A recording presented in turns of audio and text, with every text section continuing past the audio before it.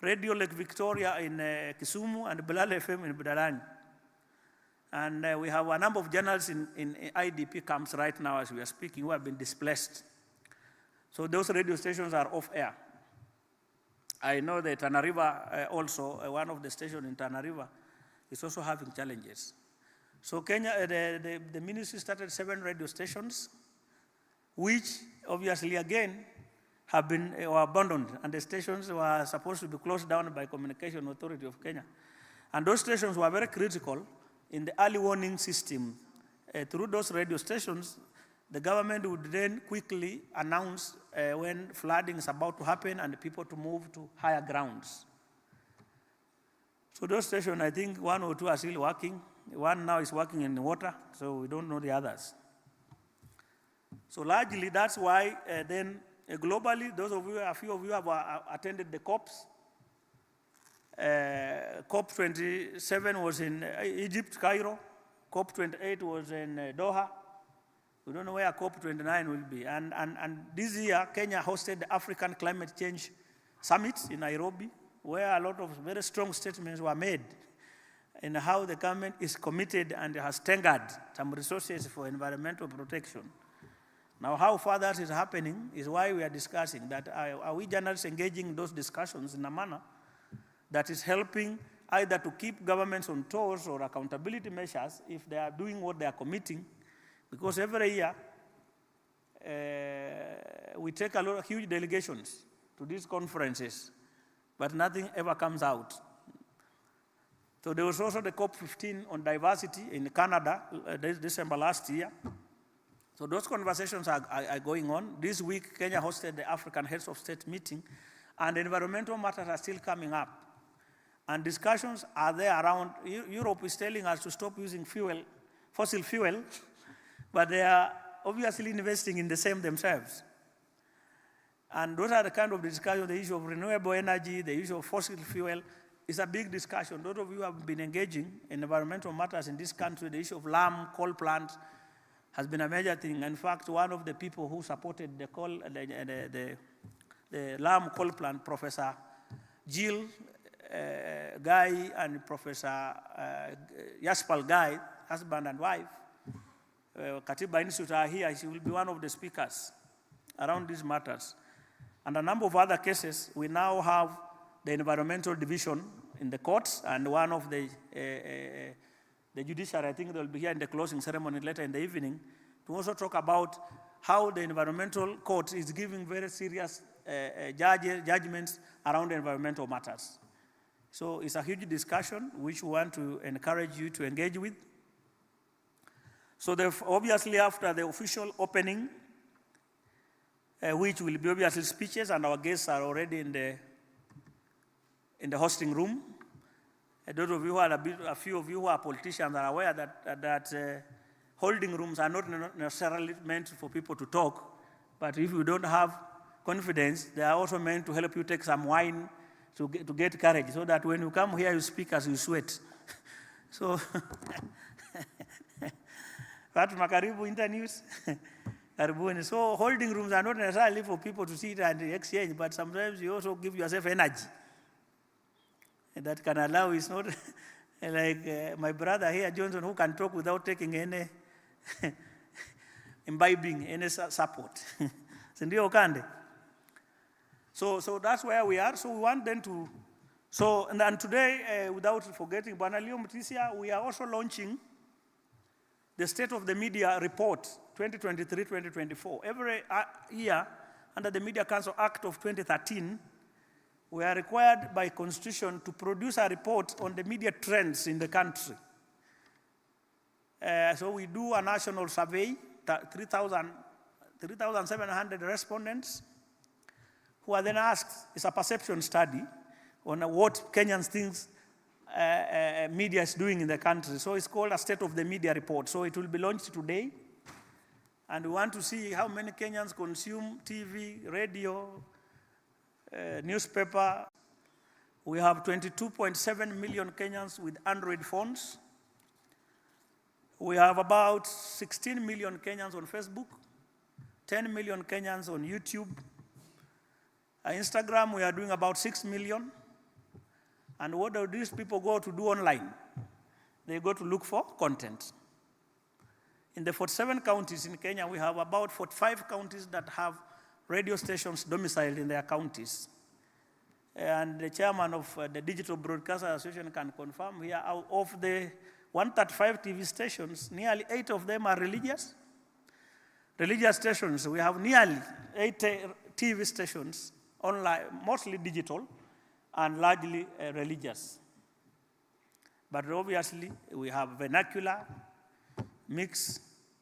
So while Kenya has 299 radio stations, but Kenyans are exposed to 247 radio stations. That is including international radio stations. While we have 135 TV stations, Kenyans are exposed to 348 TV stations. Obviously, including the international radio stations. You are aware we don't have a policy yet on online radio and TV stations. So a number of people have online radio and TV stations that are not registered anywhere. I'm sure CA is working on some regulations. But as it is today, that's how it is. So we'll also be releasing that report today. So it is a very packed day. So the first, obviously, the first panel will be on the first panel. Opening ceremony, digital space as a vehicle for information integrity in a climate change crisis. That, look at some of the photos we are getting that are purporting to be flood victims. And some of those photos are 2019 photos. Everybody is sending anything and they will tell you this is JKA, this is Nyahururu, some of those photos are not obviously current. It's purely manipulated and fake content. So that's what we are discussing, that in the age of this crisis, how can media, for example, through their fact-checking, verification, and rated, help in spreading factual information away from the fake photos and things we are seeing? So that will be the first discussion. So it's called information integrity. Yes, there's a lot of information online. There's a lot on environment. Everybody's sending a photo of some floods in some villages or somewhere, but how true and factual and current are some of those photos we are sharing and reading? You saw the Water Institute, Kenya Water Institute, where they were saying they are now at home, and the water had surrounded the whole institute. That's a 2019 photo. It's not a current photo. But, and others, we have seen some from JKIA purporting to be the airport, but some of those photos are not obviously very current photos. And again, we are seeing issues like the Garissa. If you see the boat that drowned in Garissa 2 days ago, where a number of us who think once you have a phone, you can do anything. Somebody is showing, and you remember even the lorry in Ukambani, somebody is showing a photo, a video photo, as people are drowning and crying. Is that professional?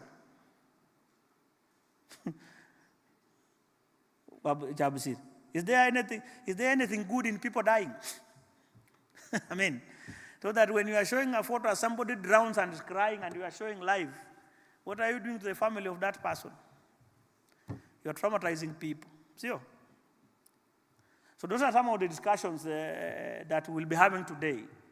Then the second panel will be forced to flee. And we have a few journalists and institutions working with journalists who have been forced to flee their countries. We have a lot of journalists from Eritrea, Djibouti, and others who stay in weird places, safe houses, or other places. So there will be a panel on that. Then there will be a panel on journalism, gender, equity, and the environment. Again, very relevant that the climate change and environmental crisis has a gender perspective. That now that it has flooded, where are the men? The men are watching the floods from above as our ladies struggle with kids in the house. Sure. That's happening. If for example, the floods have happened, who looks for firewood in our homes? It's the ladies. If the wells and the water boreholes have been destroyed by the water floods, who has a more distance to go and look for water and firewood? It's the ladies. So the environmental crisis has a gender dimension. That a number of some of these issues obviously have a reflection on how we relate. So there will be a discussion around that, how the environmental crisis has a gender dimension, who it affects most and in which ways. Remember when, for example, the floods had washed away hospitals, who takes children to hospital in our communities? It's largely the ladies. So where do they take the child next when the hospitals have been washed away? Who are the most small-scale traders in these countries? It's ladies. So when the roads have been washed away, and somebody has to get saga from Kisii to sell in Nyamakima, but the road in Narok has been washed away, so the saga cannot come. Or the fish from Kisumu can't come because the roads have been washed away. So you obviously see it has an implication even in our economic and related. So that will be a discussion. Then obviously the last but not least will be a discussion around media sustainability, shaping the future of media in Kenya. Obviously a discussion around monetization of content, new models that can help media survive, not survive actually, live, because as we say, media in Kenya does not need favors. Once there are good policies and the rest, a business can happen, and business is happening within media. So there will be a discussion around that. Once we do that, the closing will be done by the Lady Justice Martha Koome in the evening. From there, we will be advised. If there is new car, or if there is beer or whatever, a drink, then we call it a day. So that's how the day looks like.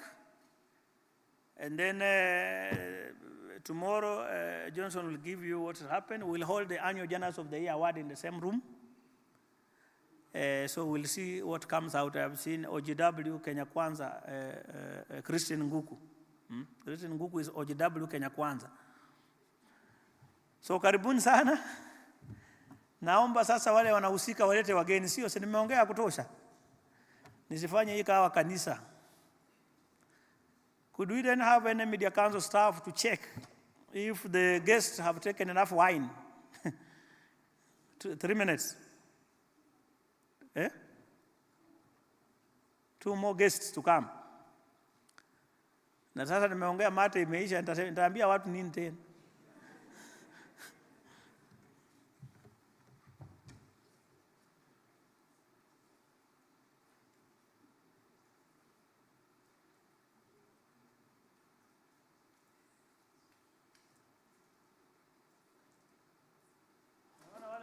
Physically fit na hela inama wadera unaweza hiyo tashikwa na muscle pull. Sasa tunaomba kuna wenzetu ambao wako wanatuona ama wanatusikiza kupitia kwa mitandao ya kijamii. Kwa hivyo we have been asked and guided that we move and fill the front seats. There will be no cut, hakutakuwa na maswali ya kusema usiogope, msonge huku mbele tujaze huku mbele. Tafadhali. Let's fill the front seats. As they say, the Bible inasema ukienda kwa mkutano unakaa nyuma, lakini leo tunawaadvise mkae mbele. Manaka hatujui kama watu wengine watakuja. Please, let's fill the front seats. There will be no cut, don't fear.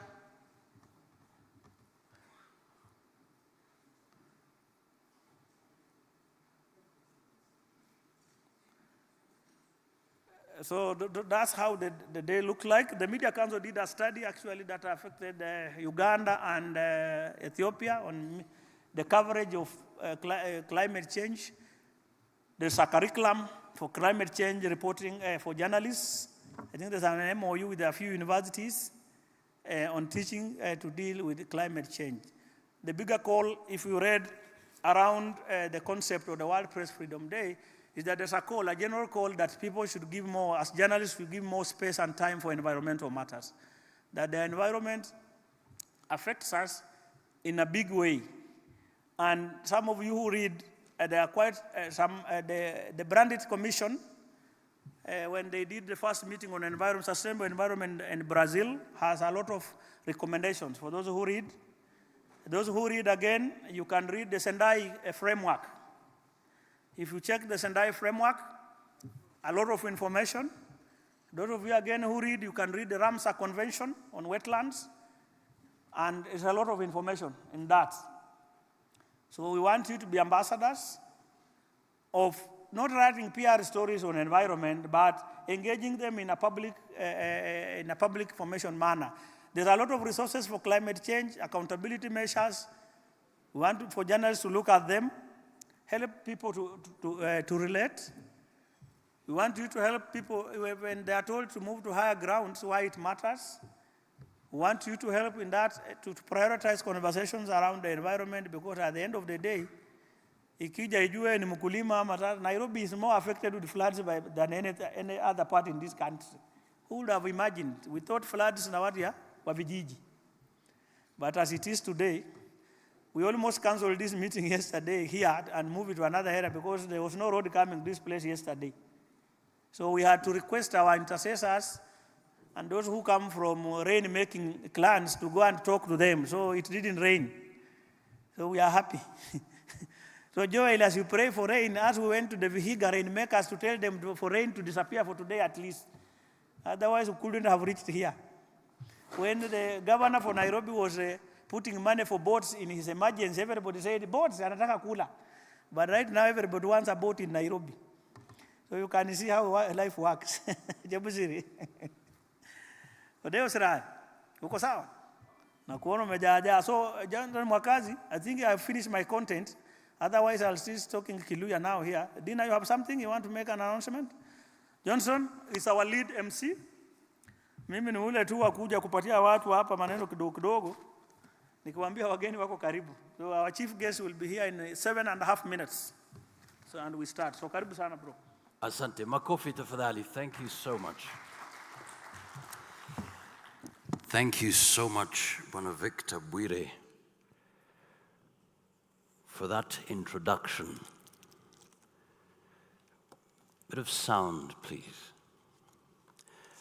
So distinguished guests, ladies and gentlemen, we've been clearly told, this is a sad one, Bwana Victor, that there are some media stations that are off air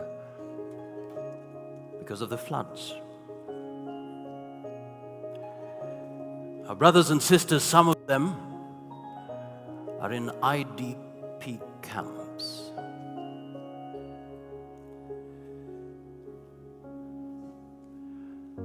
It's a big concern.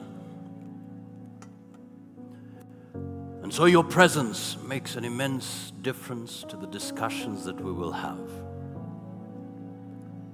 So we want to say thank you. And on that note, I'd kindly request the empty spaces, please come in front. We need you at the front, not just here, not just outside. So if there's a row in front of you that is empty, please occupy it. I know we are all settled, but starting from the far, the lady in red. Oh yes, please come in front. Everybody on that side, everybody just come in front, just come in front, just come in front. Na tuwashukuru tafadhali. Please come, please. This is your space. It's the Media Summit. Please come, please come, please come, please come. I can see you, Njeri. Please lead. Please, everybody, please come, please come. Njeri and the whole team, you are the leader there. Please come in front. This is your space. This is your space. And as we start, I'd kindly request that you get your phones. Please come, please come. If we can have menti.com.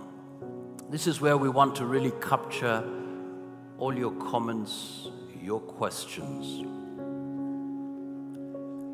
So all you have to do, just go to menti.com. That's MENTI.com. MENTI.com. Just on your phone, laptop, whatever you're using. Once you're there, you'll be asked for a code. I'm sure it's on the screen now. This is for everybody, so that during the panel discussion, even as we start the panel discussion, you can actually start sending in your questions and comments. So you can also scan the QR code. Just go to menti.com, MENTI.com.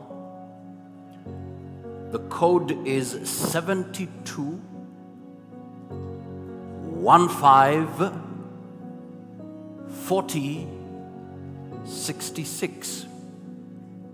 72154066. 66. Menti.com, MENTI.com. The code is 72154066. You will see a thumbs up sign, click on it. And here I have a way of knowing how many people are really following instructions. 6 people, 5 people. Let's move. Yeah, 10 people. Let's go, let's go, let's go, let's go, let's go. Thank you so much. Thank you so much. Okay, very simple questions, just on your phone. And please don't close that tab. Keep it open because we'll be utilizing it for the better part of our engagement today. So we're asking you a simple question. Which organization do you represent? We want to celebrate the different parties who are here. May I kindly request you, Njeri, once again. There's still some empty spaces in front. Yes. In fact, please stand so that people can know who I'm talking to, please. A big round of applause to Njeri. So everybody, please come in front. So everybody if you're on the same row, just come. Please come. Now I'm putting you on the spot here. Come.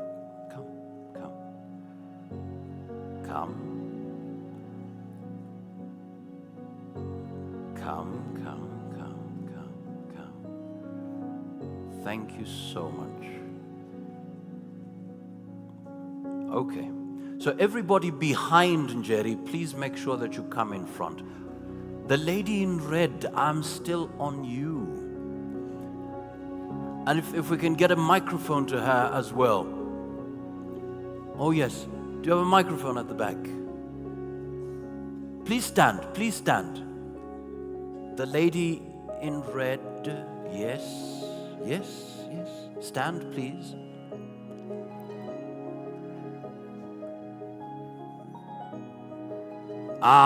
Excellent. Yes, go ahead. Your name, what's your name? Go ahead. Your name?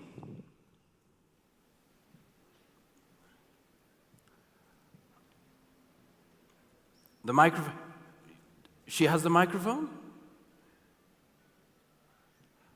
Okay.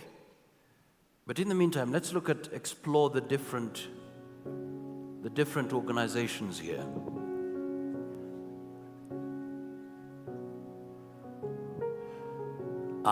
So MCK is here, Media Council, of course, NatCom, Bomu Hospital, Katiba Institute, Royal Media Services, Ndonya 2010, okay.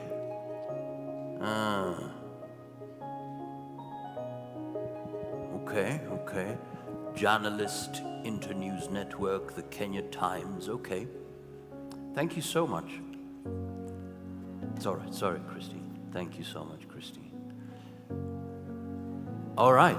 Next question. Thank you so much. Please don't be left out. We want to know which organization you come from. Okay.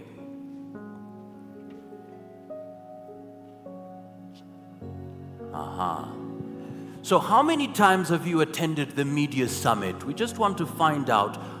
Mohammed, are you still here? I believe the first time. Yeah, fantastic. So how many times? First timers. 76% first time. So all the panelists, all the speakers, please note, I know we've been part of the Media Summit for a very long time and there is a way we speak when we are here. Please note, you have first timers here. Wow. First timers. So let us engage. Well done. 76%. And if this message please goes to our holding room guests, so so that they know we have 76% of the participants who are saying, this is our first time, we really want to engage and get a feel of what happens here. That's important, so that we don't just use jargon simply because we're in the media world. No, but so that we can connect and move together. First timers. It's good. This is good information. All right, next question. Next question. Next question, let's see. Remember, if you're joining us, all you have to do is go to menti.com. Do we have a microphone finally? To the lady? Yeah, the lady in red, please. I'm still on her case. Every one of you is important here.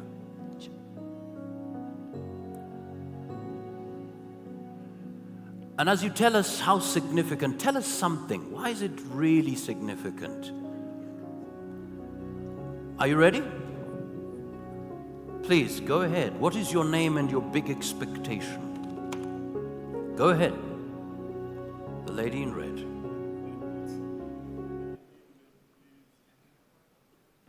What's your name?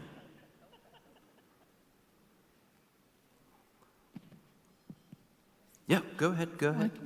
Go ahead. You're on, we can hear you. Go ahead. Hello, Hello? I'm Julie Otieno. Sorry?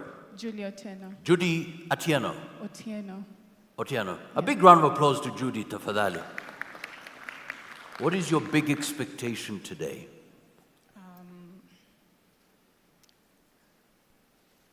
I'm hoping for the event to be successful and just to see ways in which the media can prioritize and respond to environmental crisis. Okay. Judy, thank you so much. Makofi yake tafadhali. Naomba kwa heshima kubwa, Judy. Please just be upstanding and just come in front. You are leading so many people behind it. Please come. Please come. Just take the third row. Third row. Please come.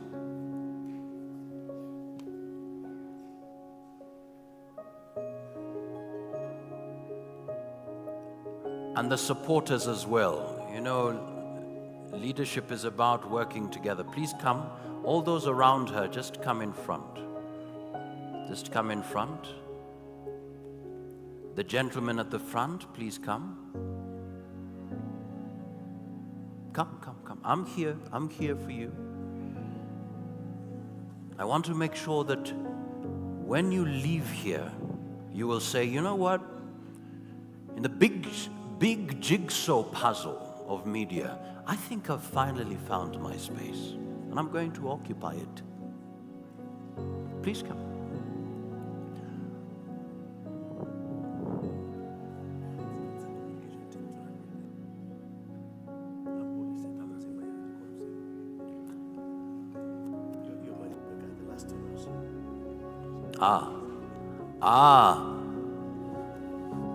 Judy, you had to send a messenger to give me a very important information. Where's the microphone? So I want you, with leadership, because you're part of the communication team, please speak to the rest who are here and tell them to go in front. You're a leader, Judy. Kindly, everyone at the back.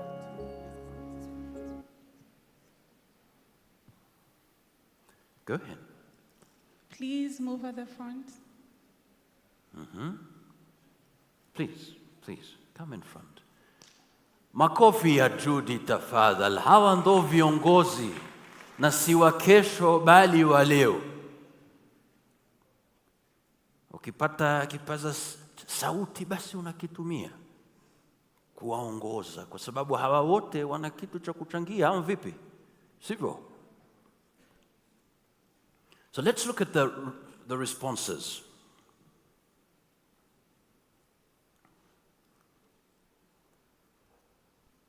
How significant is this year's theme? A press For the planet, journalism in the face of the environmental crisis, extremely not sure. Okay. Extremely important, see what's happening in Kenya. Insightful and eye-opening summit. Quite timely. Very significant since the country and the world at wide is undergoing a climate change and we are having a difficult time to adjust to it. It is where the world is headed. We cannot afford to be left behind. Very appropriate for environmental advocacy. It's timely and relevant as the world is facing the effects of climate change, from drought to El Nino and now long rains, floods. Isabella Maua, a freelance journalist, with the current situation of climate change and now floods, the theme is timely.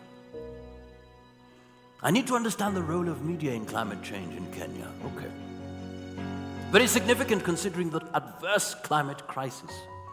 And by the way, even during the panel discussions, well, this is open. If you want to add your name, it's perfectly okay, but it really works in case we want to make a follow-up.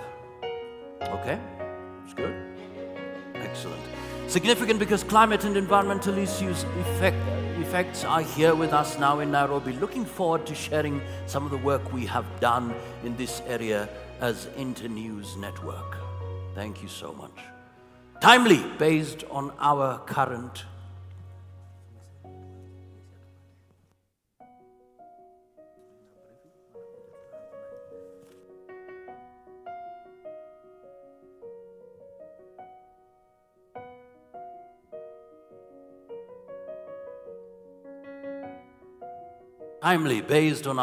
status in the country, floods and the climate change.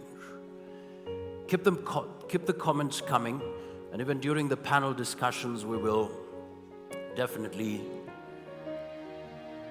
use the same platform to take as many questions as possible. It goes, very significant. I'm excited on the dissection around experiences from journalists working in exile.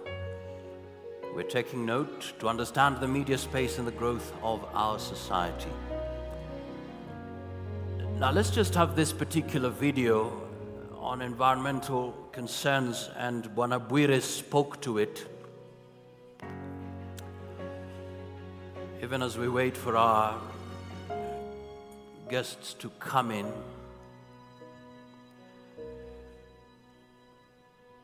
for a very long time,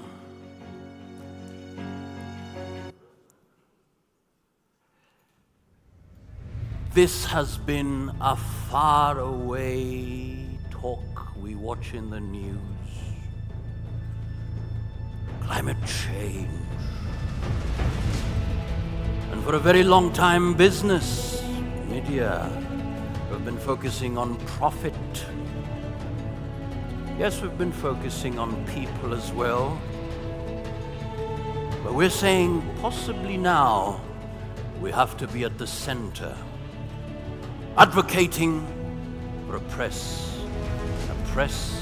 for the planet. And ladies and gentlemen, we can have a plan B for our stories, but you and I know we can never have planet B. And that is why it is critical, you and I, to be at the center of these discussions. But on a lighter note, just to bring your attention to what has been happening, not really a lighter note, a sad one, very sad. You have this situation. Let's have the video, please. Oh my God! We've seen these videos. Oh Another one clearly being told, don't go.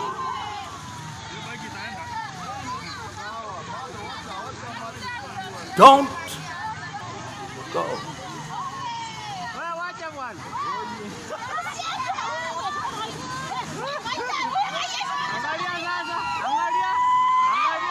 finally, people decide, after they rescue you, after they rescued the gentleman, they decided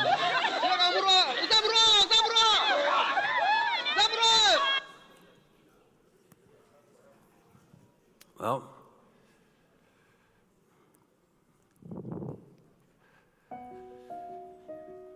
a press for the planet. How do we tell the stories?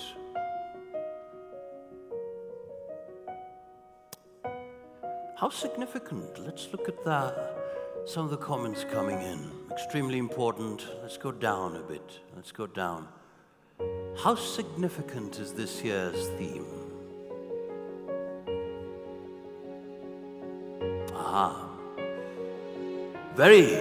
Extremely, the timing is perfect when the country is grappling with flooding threats. Create linkages with the media practitioners for purposes of driving infocentric. The issue speaks to our regional global emerging realities that journalists should engage with. This year's theme uplifts the importance of journalism, the invaluable value it brings in storytelling. And on that note, ladies and gentlemen, a big round of applause to our guests as they come in. Makofi yao tafadhali. Karibuni. Karibuni, karibuni, karibuni. We celebrate you. And for all our guests as they come in, thank you so much for your presence. Thank you so much for your contribution to the media landscape, and certainly to the discussions we'll have today.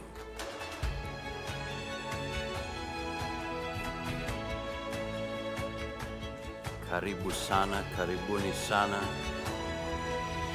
The Media Council of Kenya, UNESCO well represented, Katiba Institute, Media Owners Association, Kenya Editors Guild,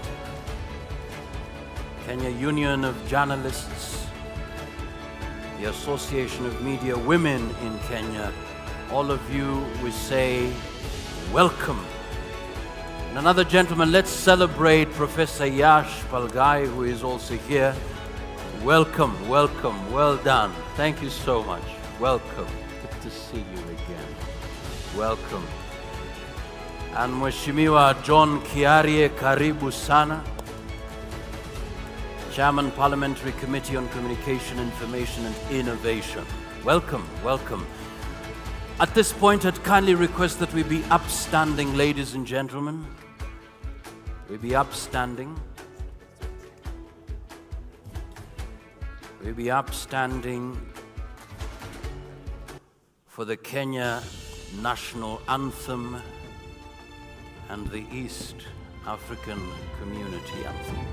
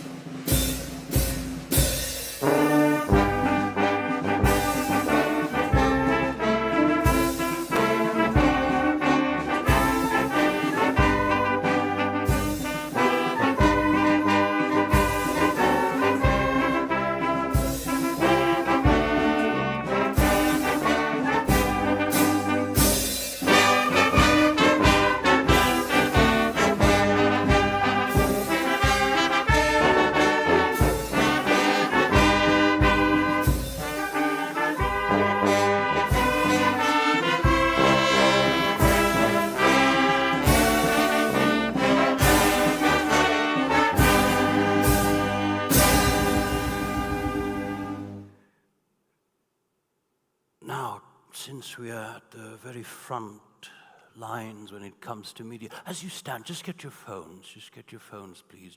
Gently, just get your phones. Certainly, I didn't decide the person you're standing next to. On that note, ladies and gentlemen, we are going to take a selfie with the person standing next to you. We want to tell the world that we are here well represented. Please get your phones, get your phones, get your phones, get your phones, get your phones. Everybody, please. Get your phones, get your phones, get your phones, get your phones, get your phones, get your phones. Oh, yes. Oh, yes, we can remove it. Go ahead. Take the photo and remember to have the hashtag WPFD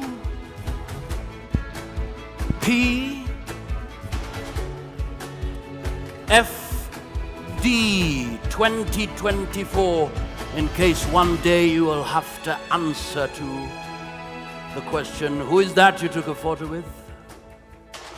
Yes, take those photos, ladies and gentlemen. Fantastic. Once you post those photos, you can take your seats. Thank you so much for coming. You may kindly take your seats. Welcome, welcome, welcome. Asante sana.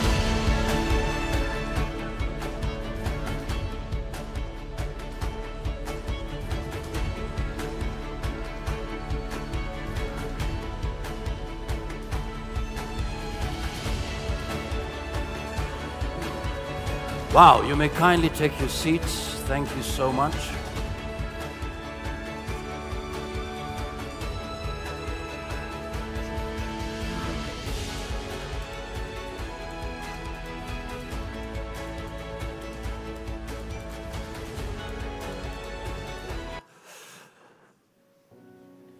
Distinguished guests, ladies and gentlemen, we're ready to listen, to engage. I'd kindly request all of us to be settled. Dear guests, as you speak, we are all ears. We want to listen, we want to learn. It's 15 minutes past 10. Time will be of essence. I'd kindly request that you enable us to move the needle. Because of time, we'll give you 6 minutes each. I will have a timer just to guide us through. If you, by any chance, hear this sound,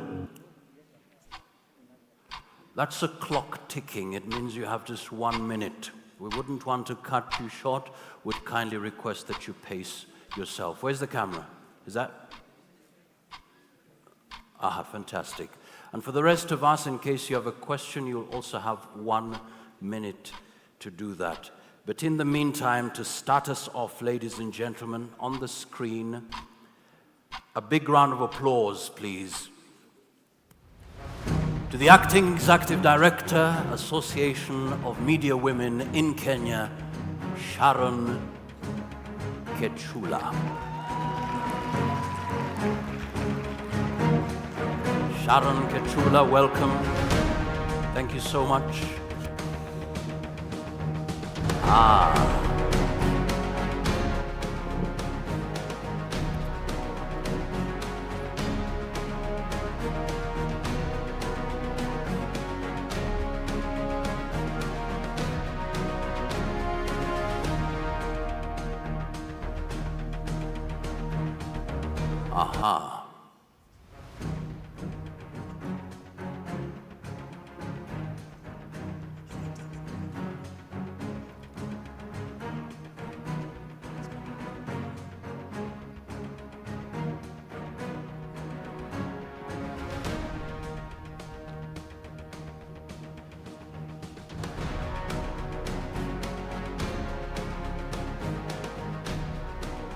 Yes.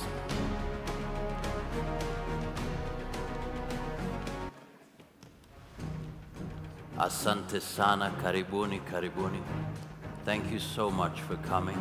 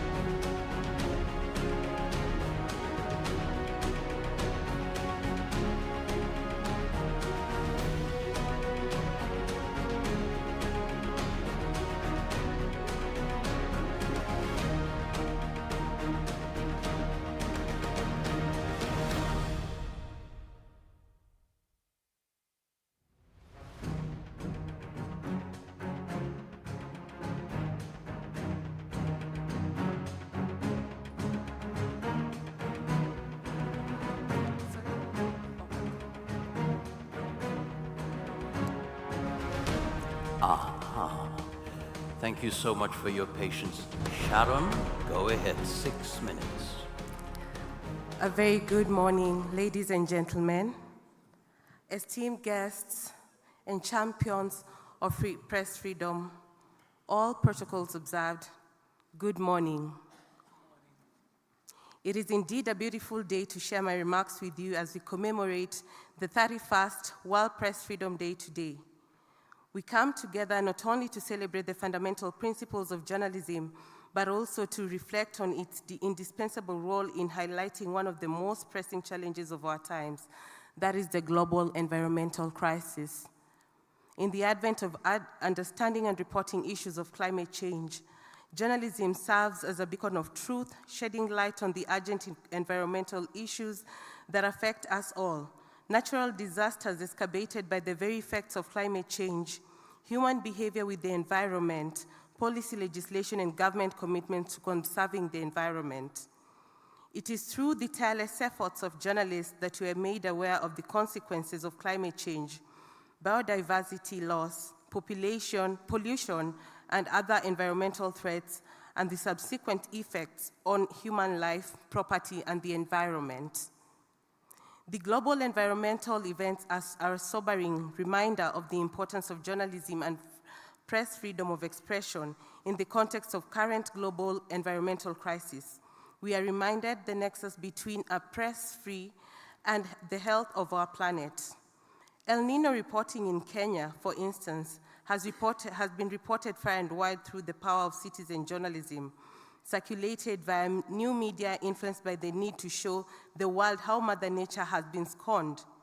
Even so, lies the very power of credible sources of information in the Kenyan context, that is the mainstream media, where we all flock to verify the authenticity of the reports. However, the freedom to report on these issues is not always guaranteed. Journalists around the world face censorship, harassment, and in some instances, even violence. Environmental reporters, and particularly vulnerable and at risk as they uncover inconvenient truths that challenge the powerful interests. On this World Press Freedom Day, we stand in solidarity with those brave individuals and reaffirm our commitment to defending their right to report without fear or favor. In the face of these challenges, journalism becomes an indispensable tool for accountability and advocacy. Women journalists are often marginalized and underrepresented in the newsrooms. However, they play a crucial role in shaping the narrative around environmental issues, bringing attention to the disproportionate impact of environmental crises on vulnerable communities, and advocating for inclusive and equitable solutions, giving face to gendered concerns often not given much prominence.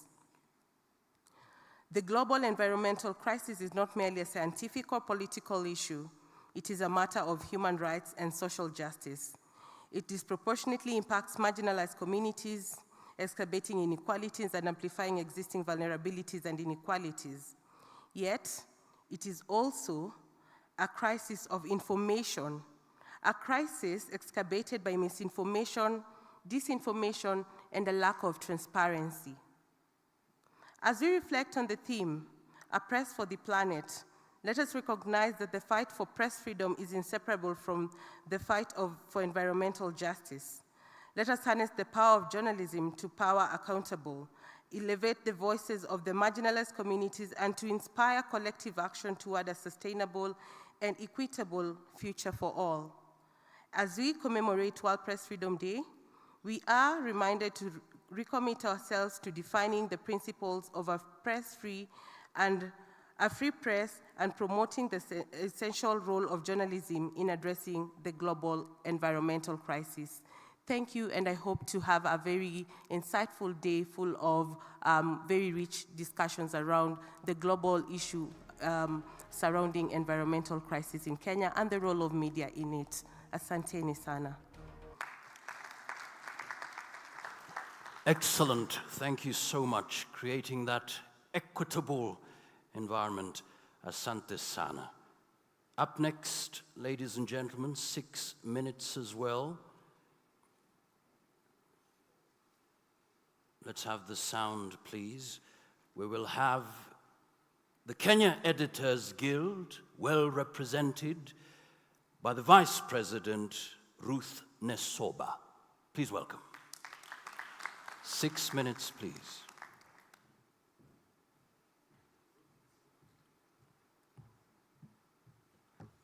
Thank you very much.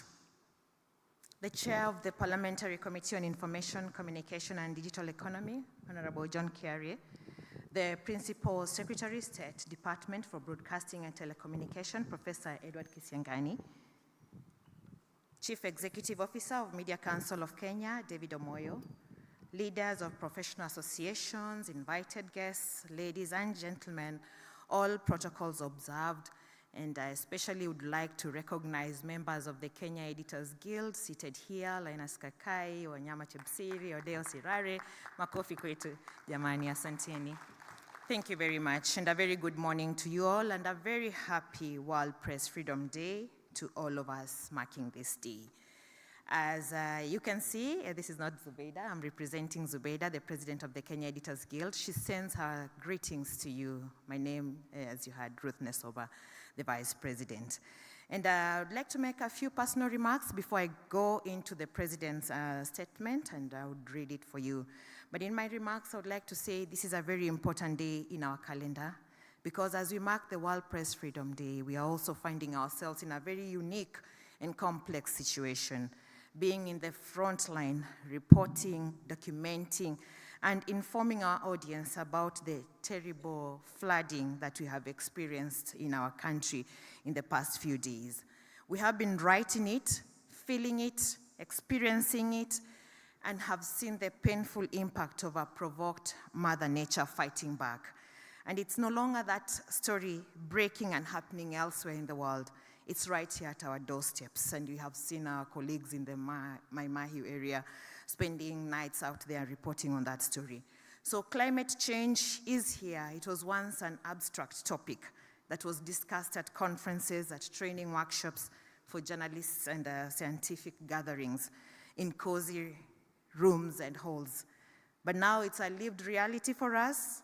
We are affected either as direct victims or our kin and fellow citizens have been affected. We are seeing and witnessing unimaginable reporting of deaths, and we are still counting because we have heard from the meteorological department that the rains are with us until the end of this month. There's been massive destruction of property, displacements, the pain and anguish and trauma, you have all seen it. Yet, we must as professionals be strong to do what we must do. We must report, we must inform, and we must analyze and seek answers from those in authority. Therefore, it's my pleasure now to read the Kenya Editors Guild President's message on the World Press Freedom Day. Remarks by Zubeida Kananu, President of the Kenya Editors Guild, during the celebration to mark the World Press Freedom Day 2024. And the theme is A Press for the Planet, Journalism in the Face of Environmental Crisis.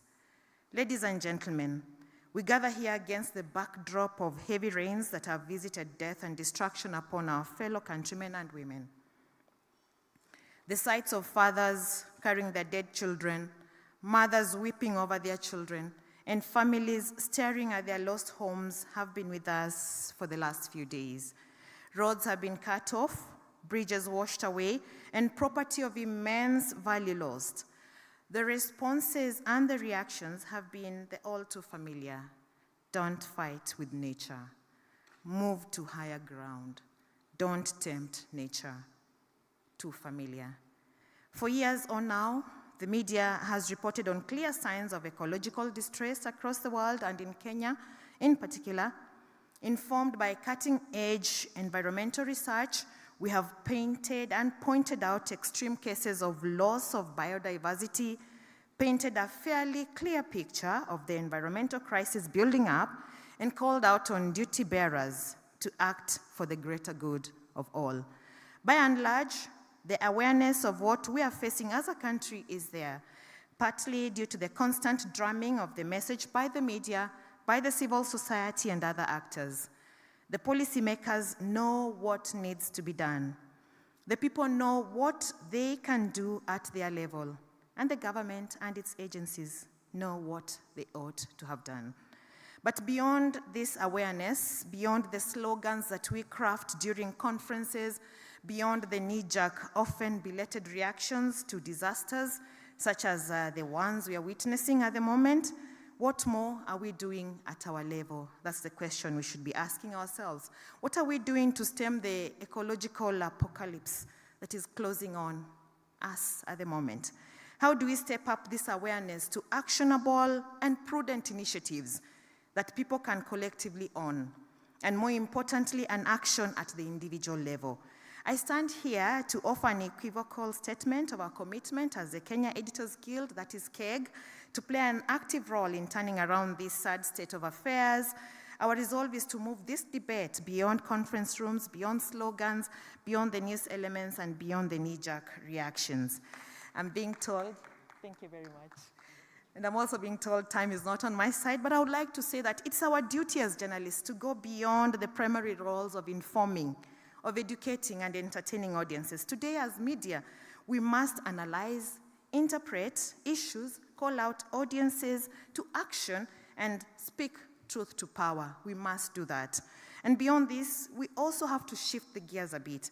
We want to take this conversation to the communities, to the citizens, and the Wanjiko. We have to break this down to them, that every action has a reaction. And people remain the most important cog in that wheel. And we, the media, are the voice of the people, and we are also their watchdog. So without their support and understanding and cooperation, everything is in vain. So we must begin now to find more effective ways of empowering our people, the citizen, the Wanjiko, to take action and own up to our collective future as a country. And also, we have to take deliberate steps to engage them at their levels. Step up the engagement, innovate on the mode of engagement, and use new media tools and innovations to mobilize action and drive policy reforms. I know that this conversation will continue. If you can just allow me, internally as the media, we have taken deep soul searching of our own actions also and the way we've been reporting. And the results are beginning to be seen. It may be slow in the transformation, but you should also understand what the industry has been going through, and we ask that you protect us. We are here. We have already presented our proposals, and we call on your support, those seated here with us, to strengthen the media and its centrality in these conversations. We want Parliament, KJ, I hope you can hear that, to not only hasten to repeal the laws crafted to hold media in bondage, but also to enact new and progressive laws supporting media roles. We have already presented our proposals on the same. We want the executive to review the policies they have enacted to deny the country the benefit of free media. We want the judiciary to appreciate the role and nature of media in their work, in their determinations. And finally, we want the people to rally behind the media, and together we will confront our challenges as a people. I want to end by acknowledging and paying special tribute to journalists around the country, around the world, who have risked their lives by being in the line of a petulant Mother Nature's fury to report and document the impact of climate change. Its evidence is the terror, the anxiety, the destruction, the death and trauma we are witnessing in the country and regionally and globally. But journalists, fellow colleagues, editors seated here, your work is not in vain, for the world is now a much freer place with the information that you have brought forth. To all of us, let us take the courageous steps to protect our planet, but also to celebrate its wonders. I leave you with the words of Rachel Carson.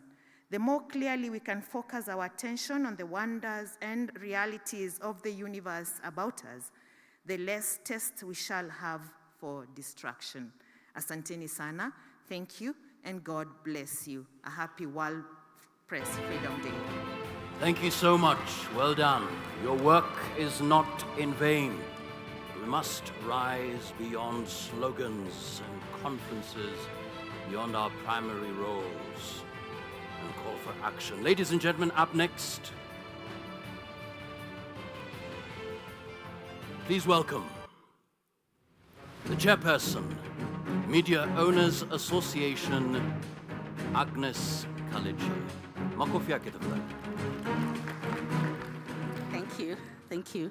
Chief guests, Parliamentary Committee of Information, Communication, Mr. John Kierie, Principal Secretary, State Department of Broadcasting, Ministry of Information, Communication and Digital Economy, Professor Edward Kisiangani, CEO Media Council, Mr. David Omoyo, distinguished guests, and my fellow advocates of press freedom, all protocols observed. Good morning. My name is Agnes Kalechi Nguna, Chair of the Media Owners Association. Today, we gather here united in our commitment to uphold the fundamental principle of a free and independent press. We also confront one of the greatest challenges of our time, the environmental crisis that threatens the very existence of our planet. This year's theme, A Press for Climate, Journalism in the Face of Environmental Crisis, resonates deeply with me and is quite timely, not only as a media practitioner, but also as a concerned Kenyan. The role of journalism in shaping public discourse and driving meaningful change has never been more crucial than it is today. Allow me to briefly share a personal story that underscores the urgency of our time. You see, I spent a big time of my life at the coastal part of Kenya, where the rhythms of life and ebbs were dependent on the tides.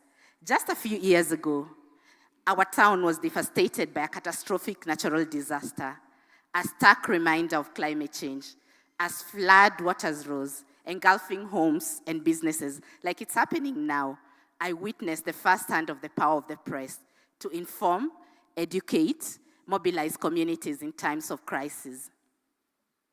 Our reporters and photographers, risking their own safety, waded through deep waters to bring us stories that needed to be told, stories of resilience and the indomitable human spirit.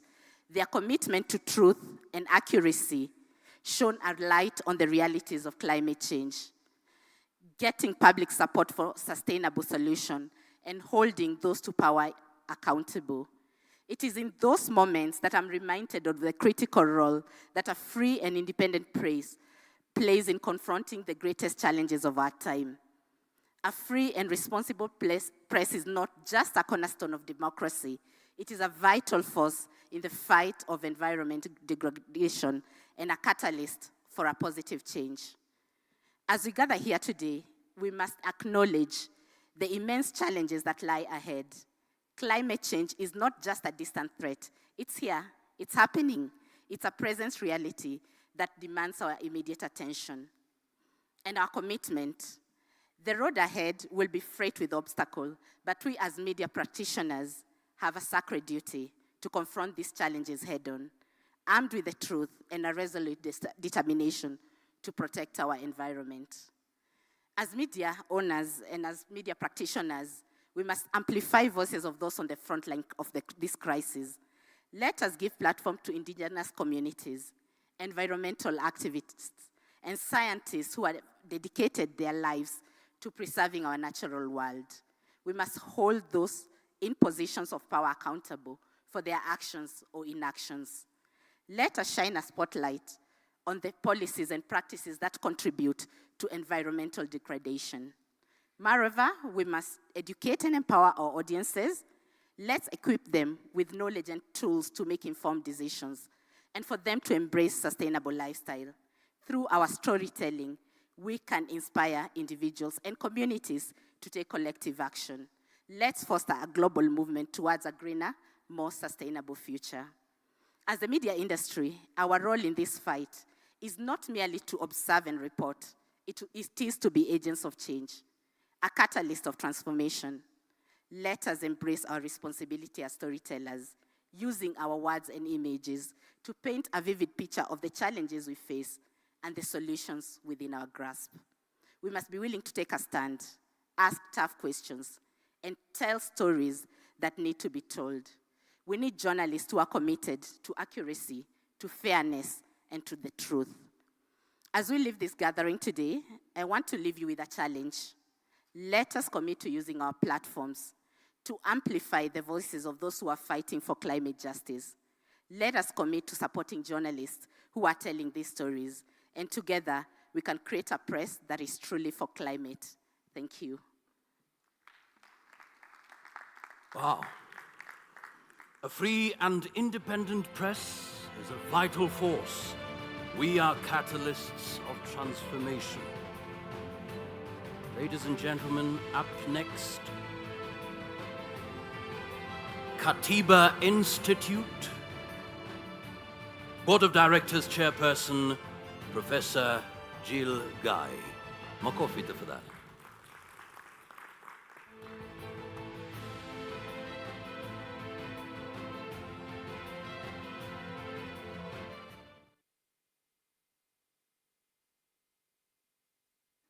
Consider that all protocols are observed.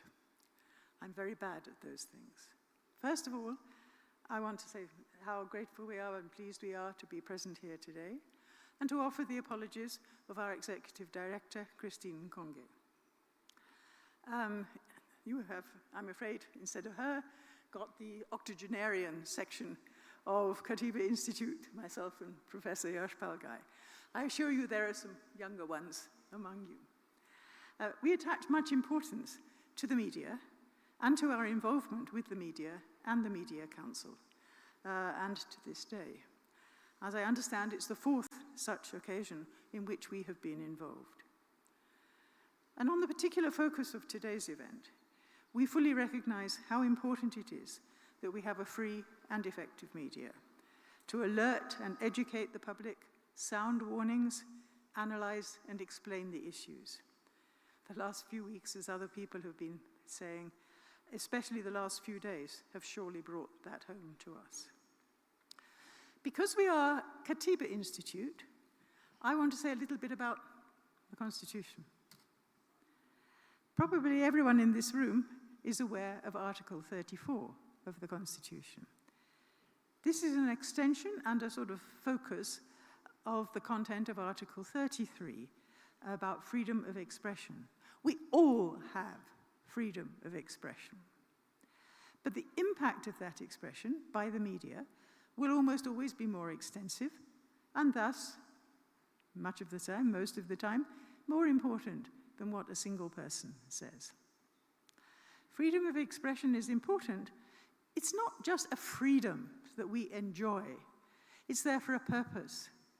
And in a sense, this particular freedom is more obviously of general public importance than perhaps almost all the others. It is so that knowledge and opinions are freely expressed and can be circulated. In some countries, what's been happening in this country, is happening in this country, would have been suppressed. And efforts to lay any blame at the door of government would have been virtually impossible. That is not the case here, as we all know.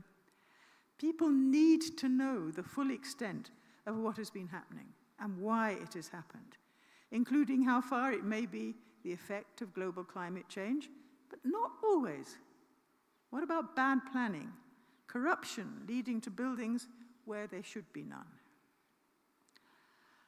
I also wanted to point out how much emphasis is placed in the Constitution on environmental issues.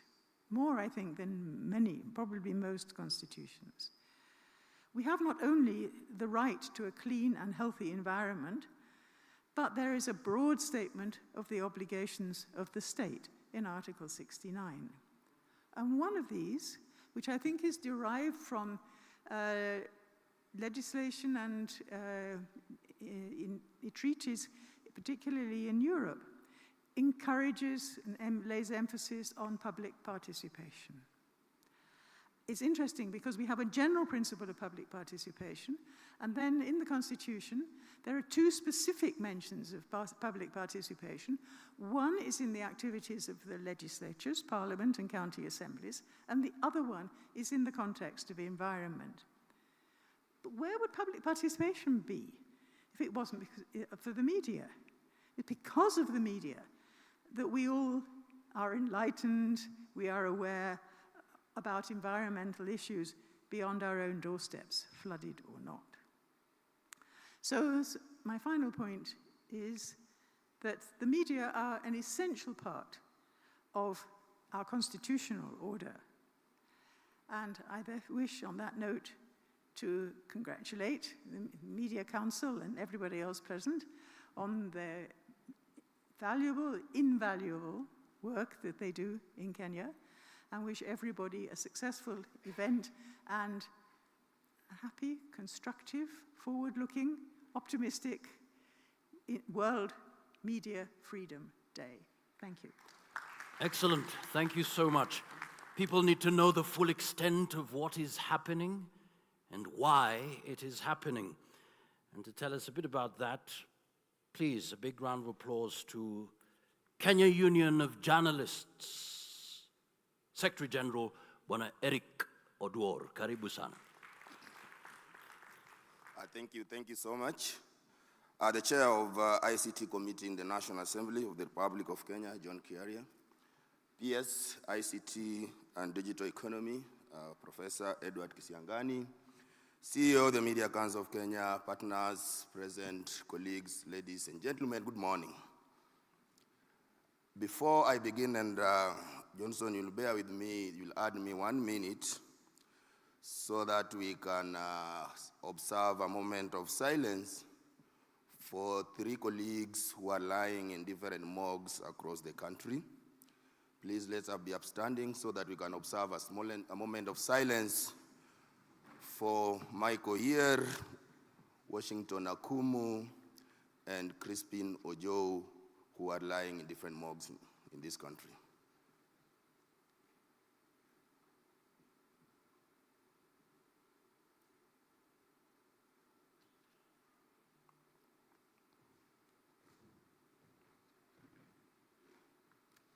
Thank you. You can be seated. So, ladies and gentlemen, as we mark this year's World Press Freedom Day, as Kenya Union of Journalists, we say that we are no longer going to read the books of lamentations, but also provide solutions.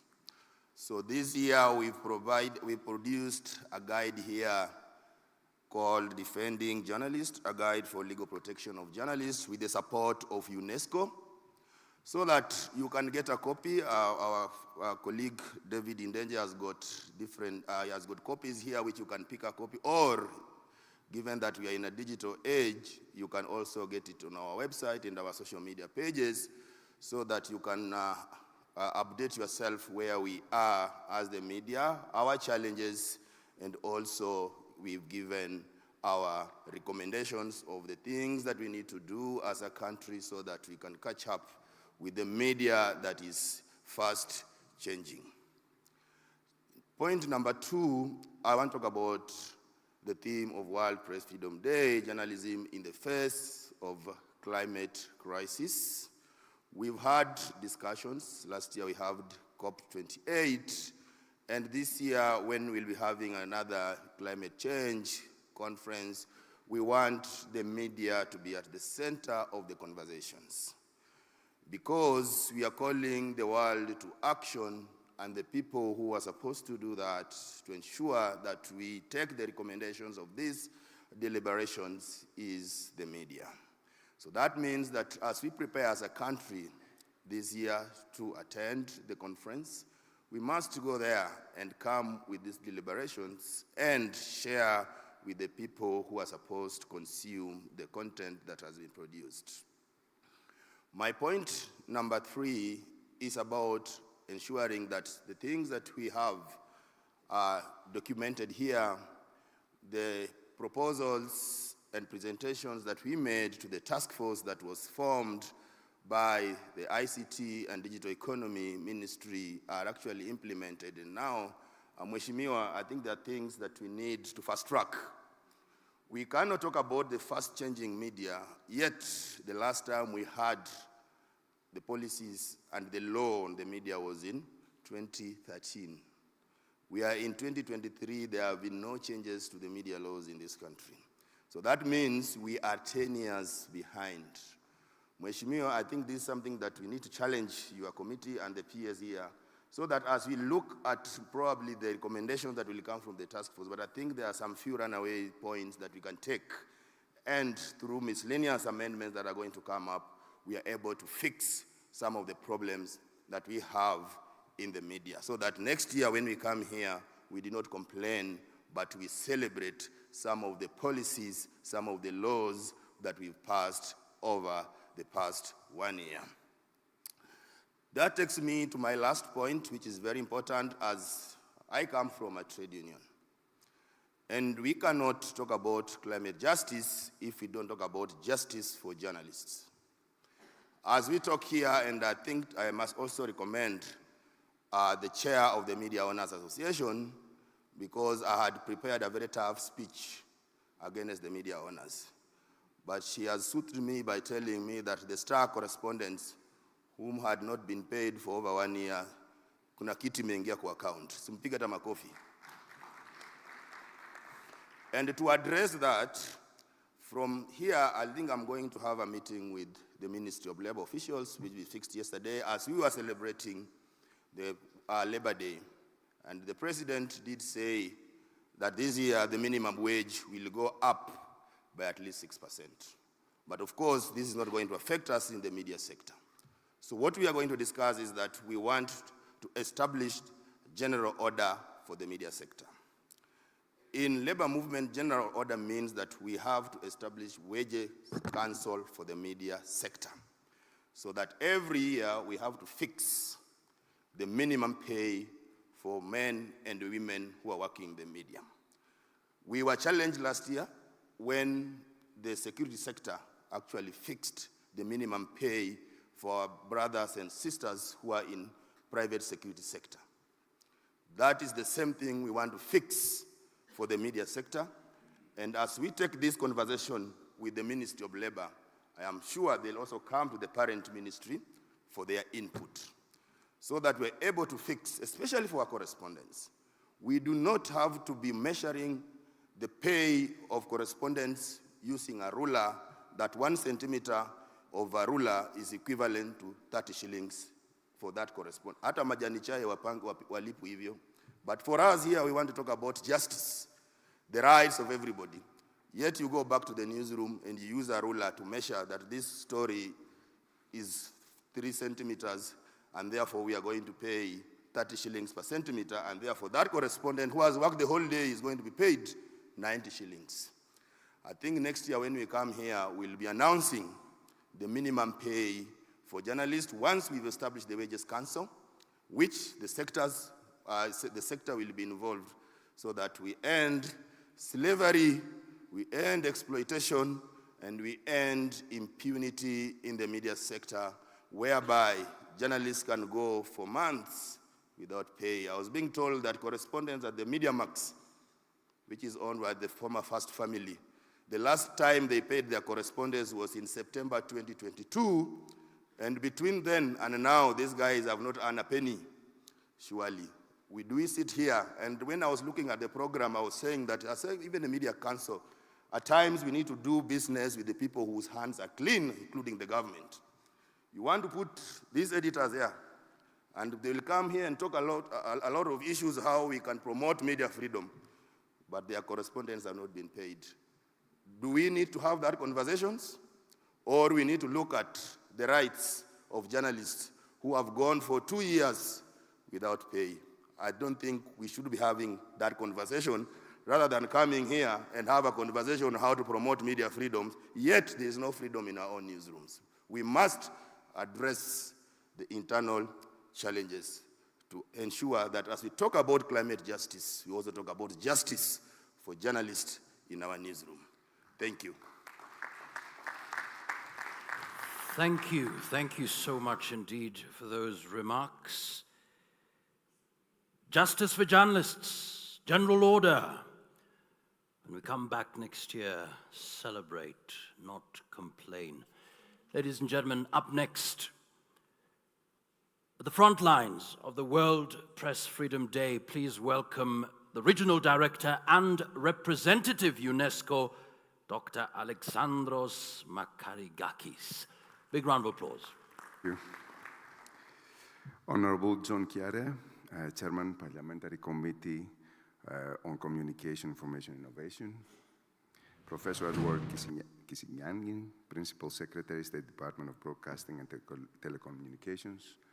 Colleagues sharing the panel today with me, ladies and gentlemen, it is my pleasure and honor to open this symposium to celebrate World Press Freedom Day 2024 under the theme of A Press for the Planet, Journalism in the Face of the Environmental Crisis.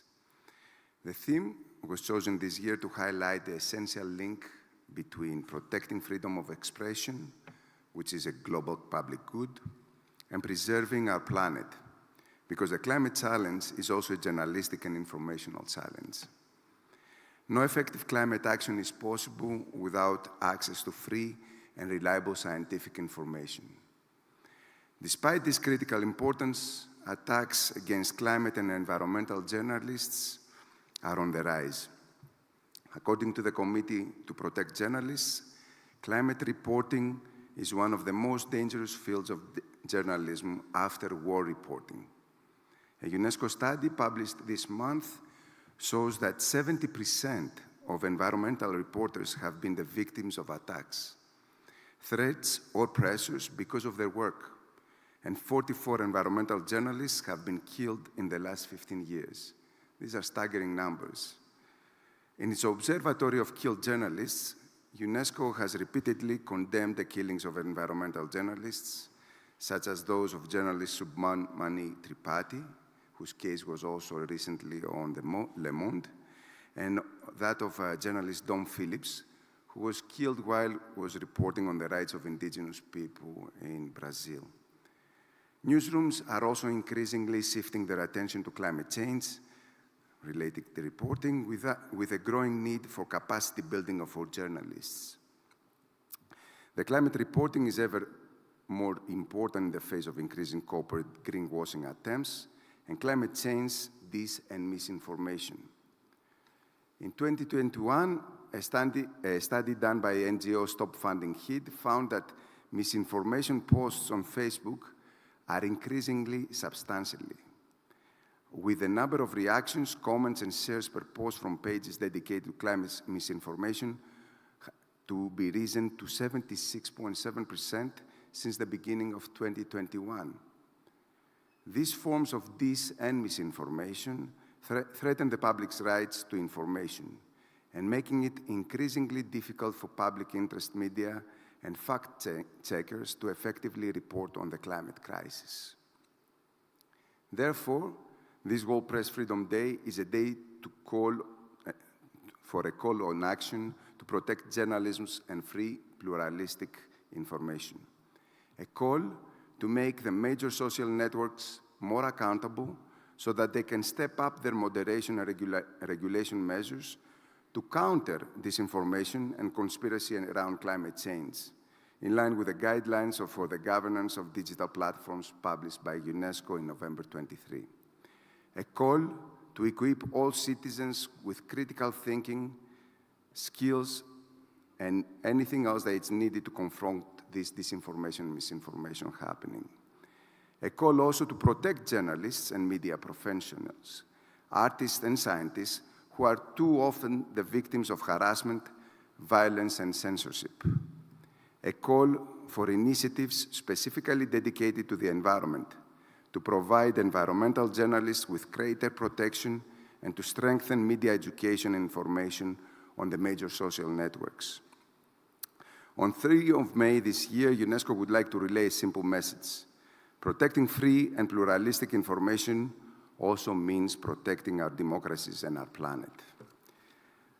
Before I close, and this is because actually environment is in my heart, in my actual profession, I would like to share something for you because I heard it today and I've been hearing it even from my colleagues.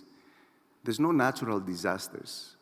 Please bear this in mind, and this goes into the education that we're talking about. They are natural hazards. Disasters happen because of the human element. I will give you an example. If an earthquake happens In Japan, let's say 6 of the Richter scale, and there's no damage in the buildings of people lost. This is not a disaster. An earthquake of 6.0 happened in Greece a few years ago. We had people die. That was a disaster. It's the same hazard, but it becomes a disaster because of the human element in it. So beyond our solidarity to journalists around the world, right, for the right to be free and for the right to speak the truth and write the truth, we stand together with you to ensure your quality education on issues of environmental crisis we experience. A crisis I hope my grandchildren will not have to face. A hope I rest in your hands.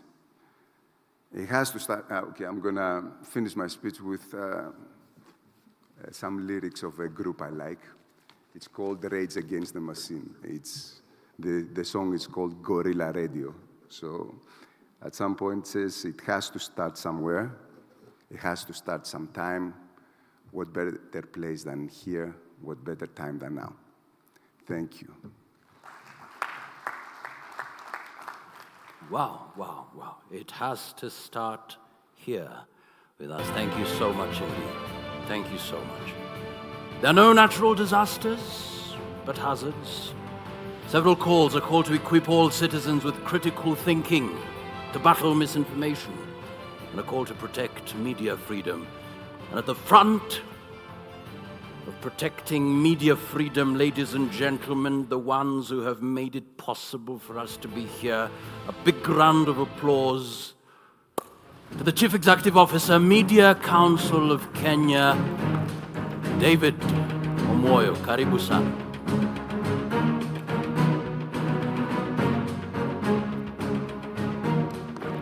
Thank you very much. And thank you, Eric, for honoring the journalists posthumously. But ladies and gentlemen, I would like us to do that again. Because since the last time when we met to celebrate World Press Freedom Day, we have lost 10 journalists. That is in addition to the 3 that were mentioned. So I'll urge that we kindly stand up, a moment of silence, for the journalists whose names will be projected here, or I will read them around loud. We have William Oeri, Washington Akumu, Michael Oyer, Rita Tinina, Dickens Wasonga, James Malombe, Sean Kadovelis, Joseph Okanga, Tony Hilary Omondi, and Elizabeth Merab.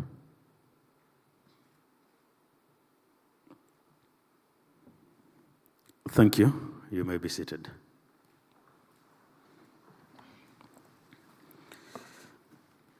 If I was in church and I am Catholic, would have said that eternal rest grant unto them, O Lord, and may perpetual light shine upon them. Bwana Alexandros, thank you very much for saying that we have no man-made disasters. I wish that you have a short meeting with the insurance companies, who are usually very quick to point natural disasters and remove it out of any compensation. So the chairperson, Parliamentary Committee on ICT, Bwana John Kiarie, KJ, Principal Secretary, Professor Edward Kisingani,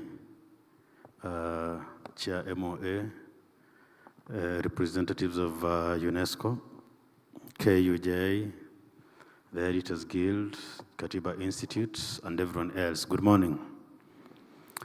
In a special way, allow me to recognize the press councils from the neighboring countries who have joined us today. I request that you stand up, gentlemen and ladies on my right. Kajubim Kajanga and from TZ, gentleman from South Sudan, Okello Jabueli from Uganda, and Emmanuel Mugisha from Rwanda. Thank you very much. These are the executive directors and CEOs from the media councils in the East Africa region who have joined us today. The theme for today's event is Journalism for the Planet. And we are talking about journalism in the face of environmental crisis. A few years ago, during Kenya's population census, people were asked if they have boats, and they all got very annoyed. I can tell you that now the boat owners are making more money than the guys who own Bolt and Uber taxis. So sometimes, let's not dismiss entirely the statistics that come in the surveys and national agencies. But without going much into speaking, I would like to stress that while it looks all doom and gloom, if you look at the statistics of the media, in Kenya, you realize that we are not doing as bad as it seems. Slightly more, or let's say 10 years ago, we had less than 10 television stations and less than 33 radio stations. Cumulatively, that was less than 40 licensed broadcast media houses in Kenya, and slightly less than 800 accredited journalists.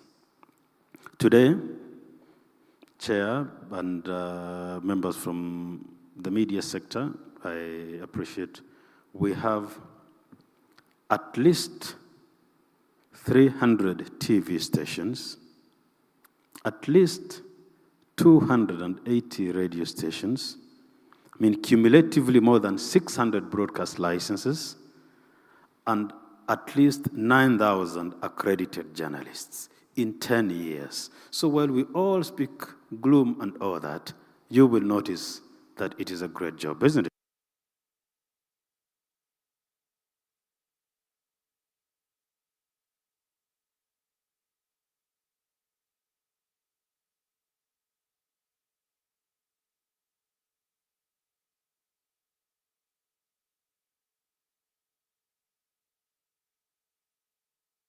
Today, we have 49 colleges and universities, public only, offering media and journalism training. So while we stick to the statistics that show doom and gloom, there is a lot more to discuss and see what diversity there has been. And we appreciate that there are challenges, but a lot has happened positively.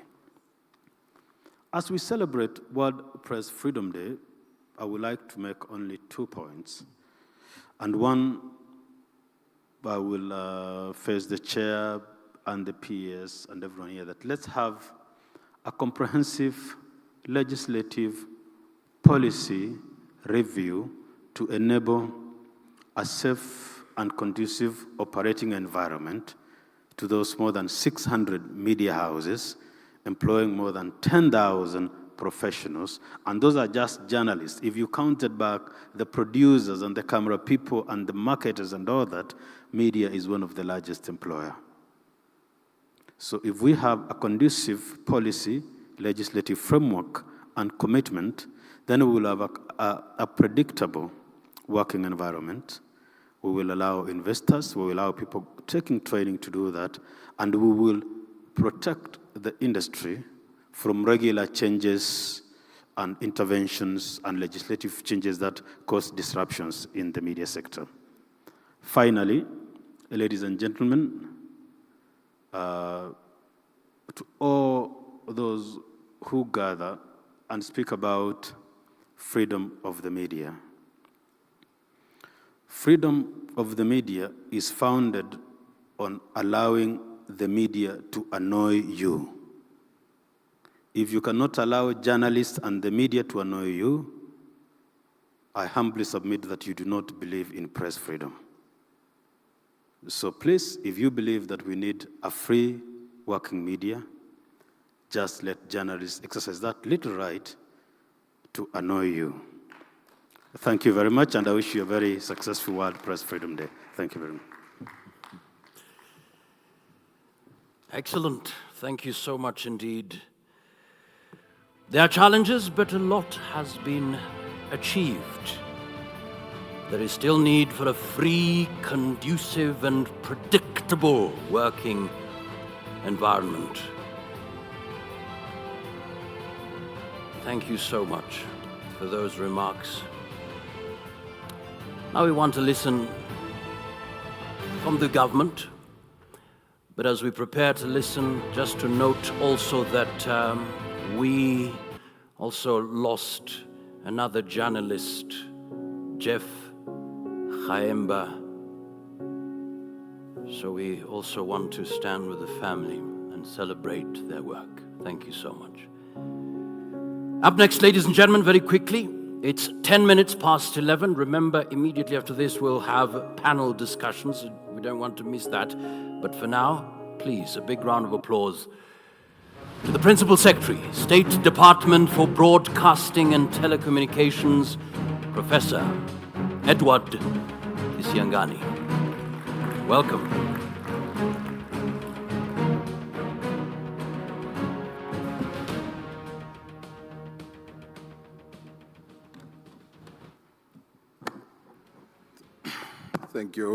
Thank you very much.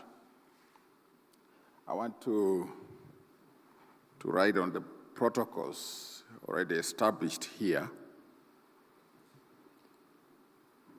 but also divert a little bit and recognize the front table, all the representatives of media here, the Media Council itself led by Bwana Moyo, the UN family that is present here, but also make a special mention of our mentor in many respects, those of us who have gone through local universities, Professor Yash Palgai.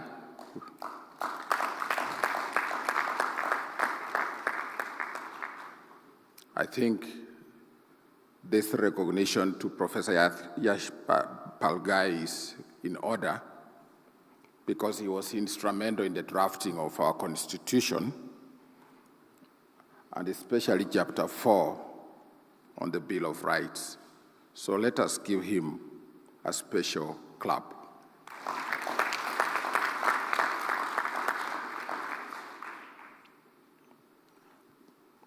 I'm not very good at reading speeches. I've tried in the past, but I usually come out very miserably. But I would like to say I'm here to represent the ministry and specifically the Cabinet Secretary for Information, Communication, and Digital Economy, who could not be here today because he's attending Cabinet. So if the Cabinet Secretary Owalo was here, he will probably share the same sentiments as the ones that I'm talking about here. We're here to celebrate many things, but also to check out on many things that have not gone right. Today marks a special occasion for us when the world is celebrating press freedom. We celebrate this press freedom because it matters to us as members of the Fourth Estate. We know we are tasked with the critical role of checking the other arms of government, which include the executive, the legislature, and the judiciary. Our presence here is legitimized by the Windhoek Declaration of 1991 and the subsequent resolutions made by the United Nations General Assembly, making this day an important day for journalists. In our Constitution, media and by extension, press freedom is covered under various sections, directly or indirectly, especially Chapter 4 of the Bill of Rights, on the Bill of Rights, and specifically, directly or indirectly, Articles 29, 30, 31, 32, 33, 34, 35, 36, 37, and 38. All the way to 51, directly or indirectly, touch on freedom of the media. And if you have read Article 19, which introduces the items of Bill of Rights, you see that Article 19 clearly states that some of these are fundamental rights and they are not given by the state. So the government recognizes the fact that these are fundamental rights and they are important and they are not given. People have these rights and they must exercise them. Today's celebration focuses on prayers for the planet, journalism in the face of environmental crisis. The Kenya Kwanza government, led by His Excellency the President William Ruto, as you know, has embarked on new mitigation measures to stem the negative effects of climate change by targeting to grow over 15 billion trees by 2032. But this activity alone does not begin to address the general crisis of the environment. Many other people must play their role. Many other stakeholders should do their job, and the media, the journalists, have a duty to complement the actions of government. It is the duty of the media to highlight the adverse effects of climate change and call out entities and the countries responsible for destroying our environment to order. It's your responsibility to recognize the efforts made by some people, some institutions, to improve our environment and applaud everybody that is working towards this mitigation. As the Chief Executive at Media Council has said, not everything is negative. There are certain things that are going right. But ladies and gentlemen, if you look at our country today and generally the continent, we are suffering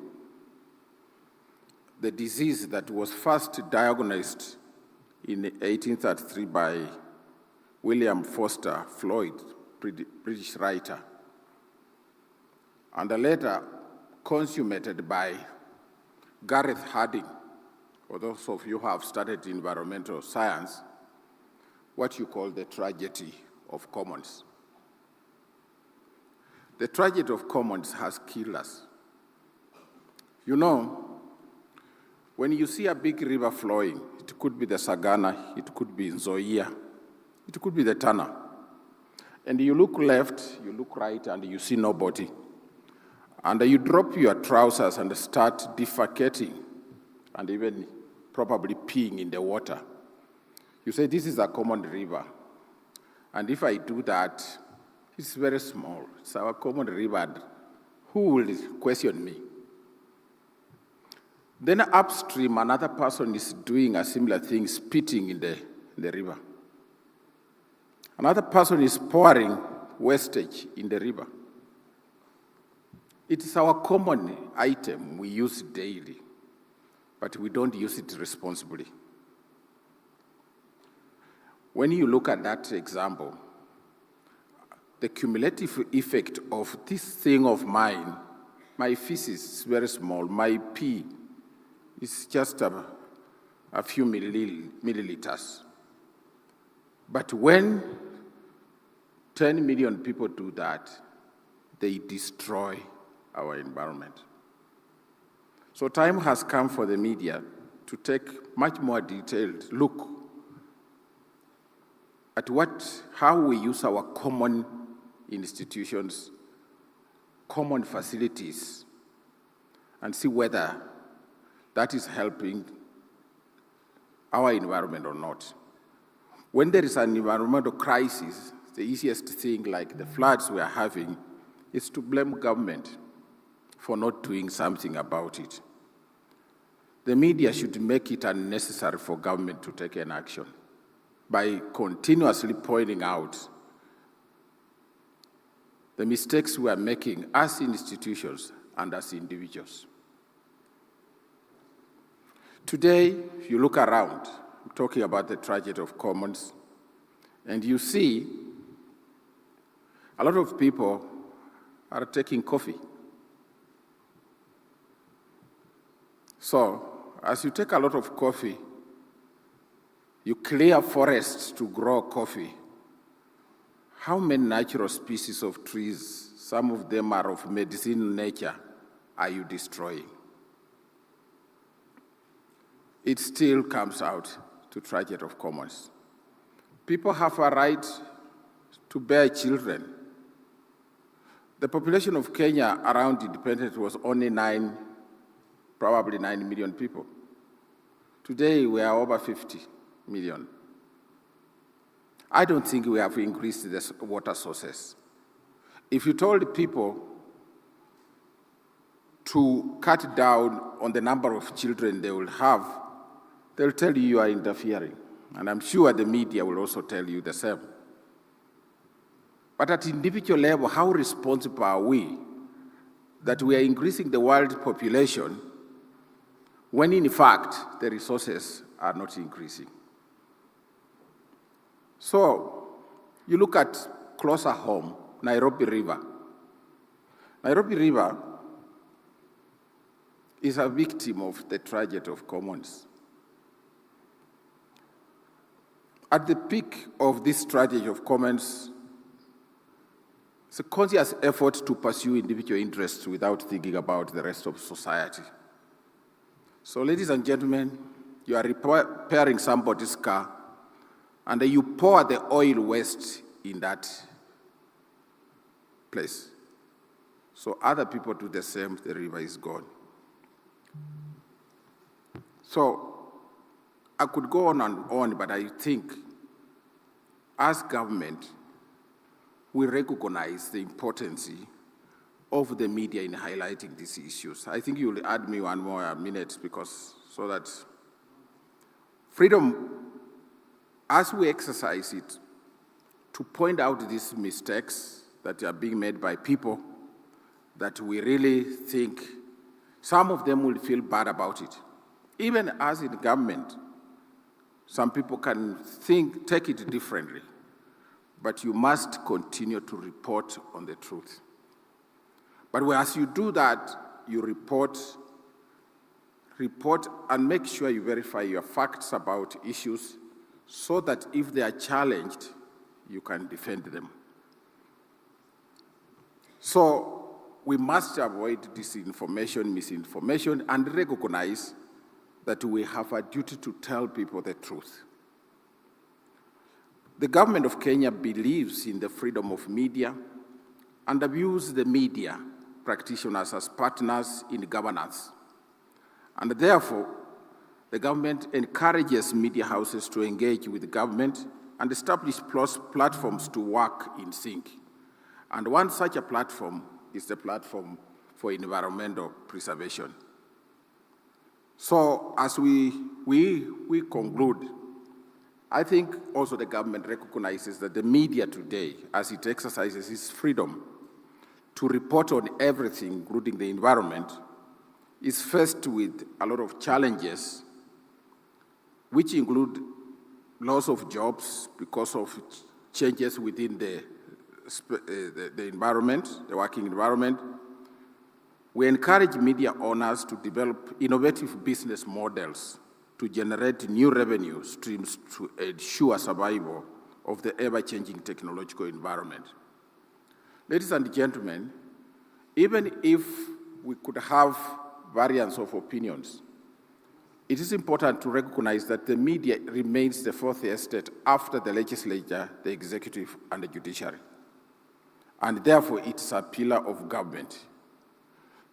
So, whatever we do, we are partners and we have to stay with each other, but we have to understand media is going nowhere and the government is also not going anywhere. So with those few remarks, I have this distinguished honor to maybe declare that these proceedings are officially open and allow the people,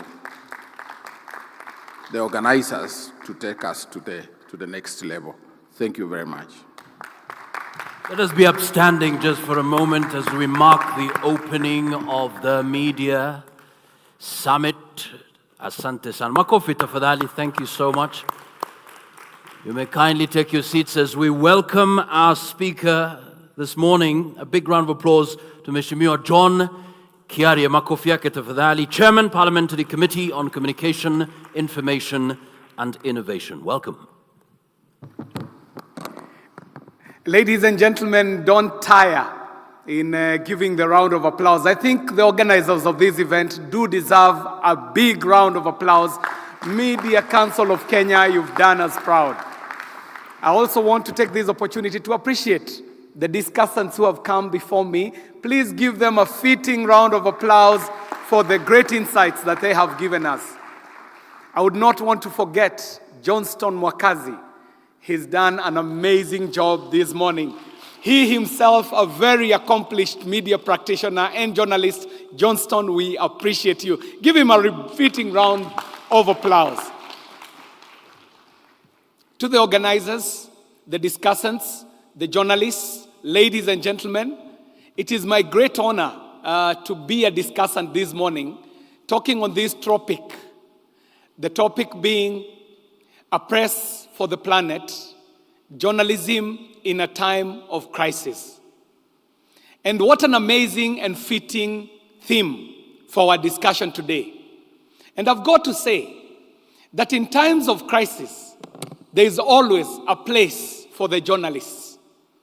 When you go into the good book and you're reading the story of Noah and the ark, and you see the quality of reporting in a time of crisis, all the way from the time when it was communicated that a big flood would be coming, all the way to people not believing that Noah has been communicated to by God, all the way to Noah building the ark at a time when nobody believed, all the way to a time when Noah was now choosing the animals 2 by 2. I don't know how he was choosing the ants, the wasps, and the jiggers, but they made their way into the ark. All the way to the start of the raining season and into the floods. You've got to see that there must have been a very good journalist or a very good newsroom that was covering this story. There was a human interest angle, there was a technical angle, there was the environmental reporting, there was the naysayers, the opinions, the debate, and so on. So even at this time, in a time of environmental crisis, there is still a place for us. So ladies and gentlemen, allow me to associate myself with the speakers who have gone before me. Those who have said that it is not a time to read from the book of Lamentations. It is a time for us to vision into the future boldly and confidently, knowing that there is indeed a place for journalism and a place for the journalist at a time such as this. Ladies and gentlemen, the question that we ought to ask ourselves is, we are in a time of a great revolution. We ought to ask ourselves, will the revolution be televised? Will it be on radio? Will it be on a billboard? Will it be on print? Will it be tweeted? Will it be trending? Will it be on social media? Where will this revolution be reported at? And I dare say that this reporting for today is got to be the coming together of so many disciplines that sit outside our newsroom. In the world that we are living in, professional journalism cannot stand on its own. Professional journalism at this time will have to depend on multi-sectoral, multidisciplinary approaches to getting the information out there. We are talking about a press for the planet, fit for purpose for a time such as this. Allow me, ladies and gentlemen, to volunteer that, to my mind, I think the journalism and the journalists of today will have to play 3 very critical roles. To those of us who are asking ourselves, is journalism going out of fashion? I dare say no. But the journalists of today will have to do 3 things, if you ask me. I think the journalists of today, the media houses, the newsrooms, will have to step up on journalistic training. We will have to be the centers of excellence in training the journalists that are fit for purpose for today and for the future. We should have an entity or a small, call it a faculty, in each and every one of our media houses, where we train not only the journalists who are working in our newsrooms, but we also uptake the students who are graduating from the schools that are training journalists. Media training will have to be a great responsibility of professional journalists, because you're seeing with the proliferation of media, you're seeing with the onboarding of citizen journalism, you're seeing the kind of misreporting, the fake news, and the misleading reporting that is happening on the platforms. I think it is a place for journalists to train for such a time like this. I think that the journalists of today and the media house of today will have to see themselves as data collectors and data processors. Ladies and gentlemen, I know it is not news to you that we have already walked into the 4th industrial revolution. It is not news to you that this part of the world slept through the 1st industrial revolution, we slept through the 2nd industrial revolution, we slept through the 3rd industrial revolution. We were not on the table when they were talking about steam and industrialization. We were not on the table when electricity was being converted to this super energy that we use today. We were not on the table when they were developing the microchips and the microelectronics and developing the computers and the internet. We were not on the table. But ladies and gentlemen, Africa cannot afford to slip through the 4th industrial revolution. This revolution that heralds artificial intelligence, the Internet of Things, cryptocurrency, robotics, and all these fascinating things. I think that the journalists of today should see themselves as a data collector, a data processor, and a person who prepares data sets that are going to onboard Africa onto the 4th industrial revolution. All these places you are at, all these news that you're collecting, all these people that you're interacting with, all this is data that can help us bring Africa into the 4th industrial revolution and probably even frog leap Africa to the front of this industrial revolution, because we all understand that it shall be fueled by data. Today, artificial intelligence is scraping data out of the internet. But that internet is an internet that we have not been able to Africanize yet. We have been more internetanized than we have Africanized the internet. So if machine learning if artificial intelligence, if robotics will be debating on data to create the new data sets that shall be driving the new world, I think the journalist will have a responsibility of preparing the data that shall onboard Africa to the new world. The third thing I think that needs to come out of the new journalists and the journalists' practice is building the character of reporting in the new age. We have to humanize journalism. We have to humanize journalism. I know technology will be pushing us towards more of gadgets, more of devices, but the human element in journalism cannot be lost if we are going to have a press for the planet that shall report in a time of environmental crisis. Someone said that the worst thing that could happen is to have a smart gadget in the hands of an idiot. So even as technology grows as big as it is growing, we shall need a human person who has humanity in them.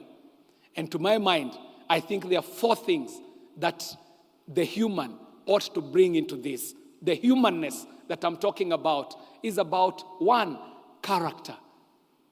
For the journalists, there has to be professionalism. We have to talk about critical thinking.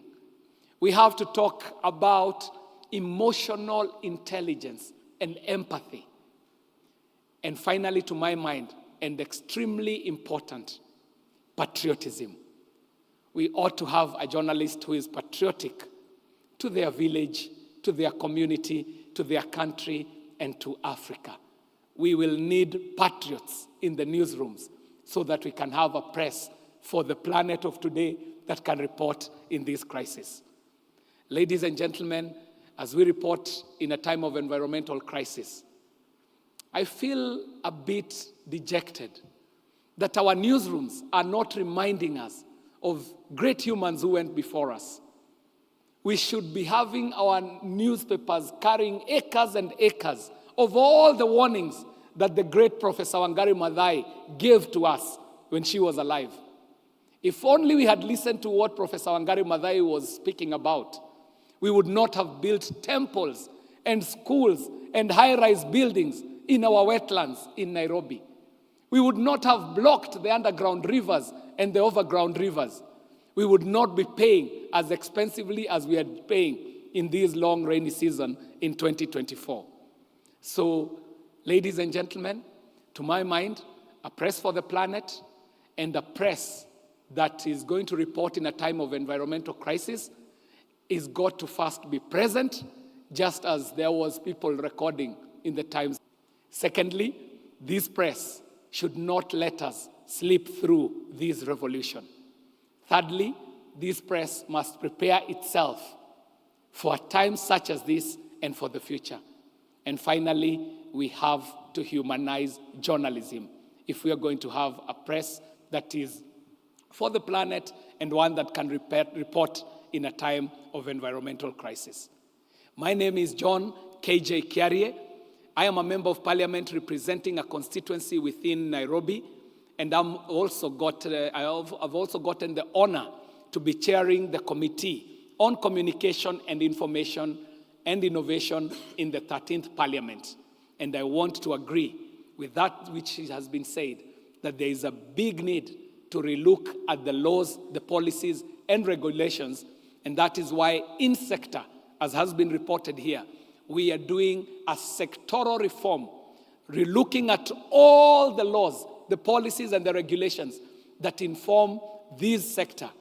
And we are at a very good place, a very advanced place of receiving the feedback from the public participation and the professional engagement so that we can start relooking our laws, starting from the big mother law, the Kenya Information Communication Act, KICA, and all the other subordinate laws that fall under that speak to what it is that we are speaking today.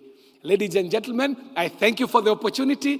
Nashukuru sana kwa muda huu, and I wish you a great World Press Freedom Day 2024.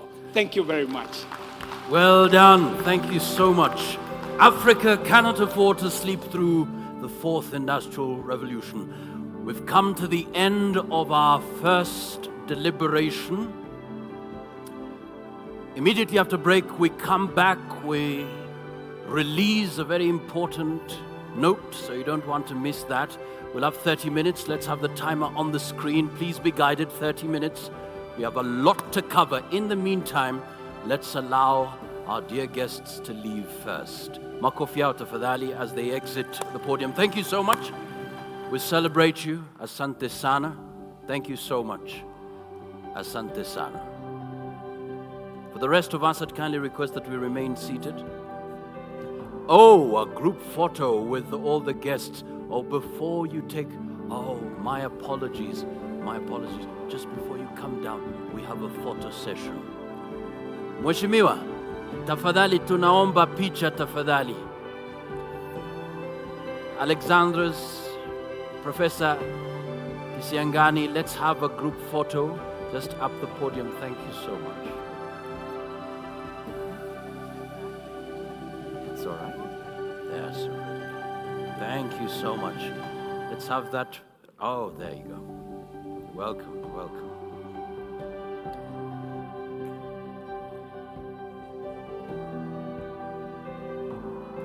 Excellent, excellent. Asante sana. Makofi yao tafadhali. Thank you so much for being here.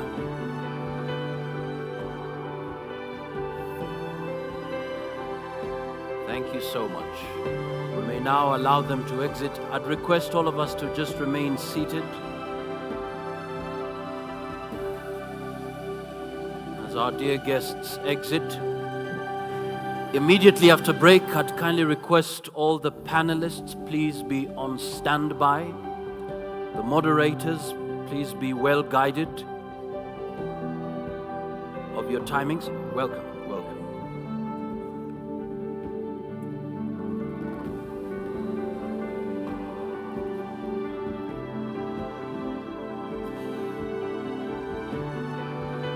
Asanteni sana for your patience.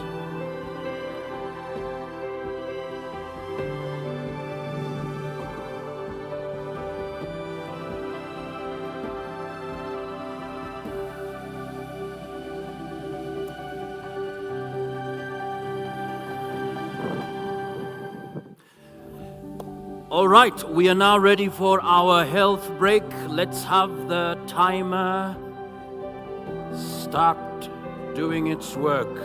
Please, take your health break starting now. Let's be well guided to come back within 30 minutes. Asanteni sana. Let's meet then.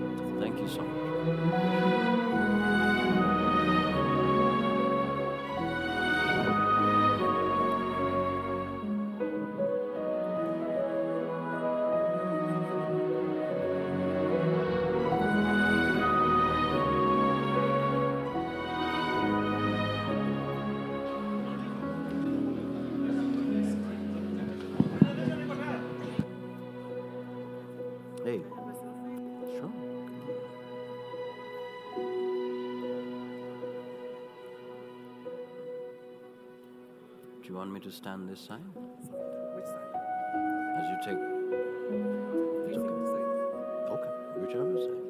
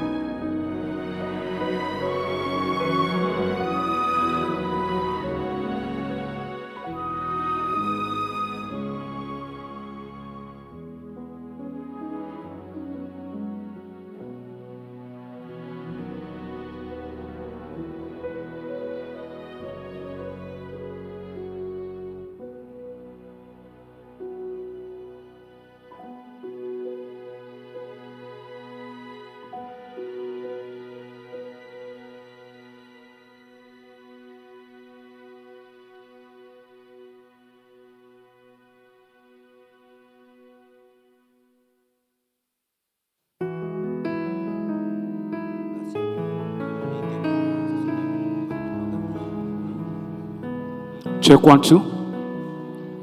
Iko sawa Crodix.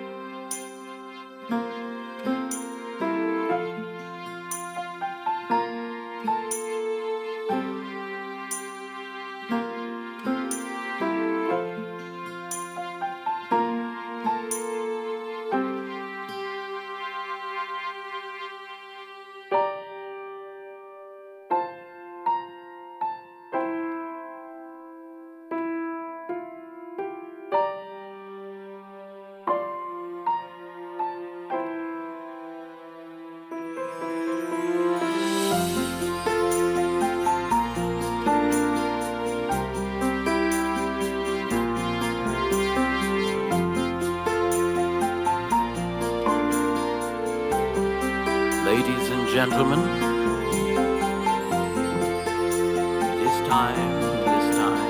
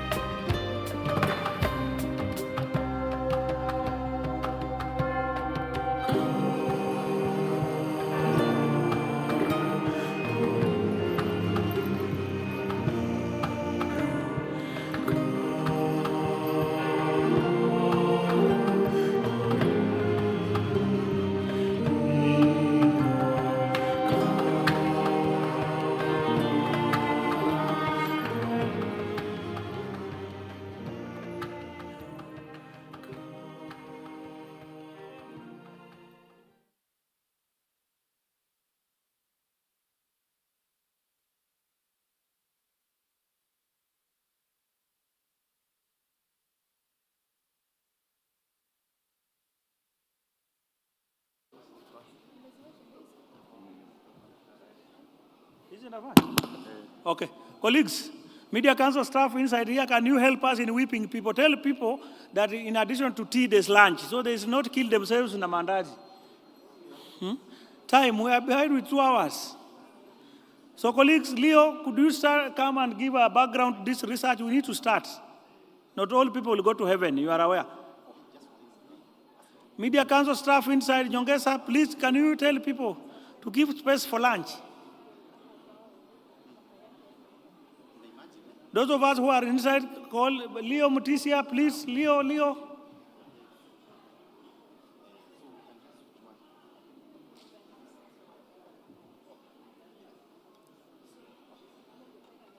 Leo, kuja tuanzishe hii kitu bwana, kuja tuanzishe hii kitu time.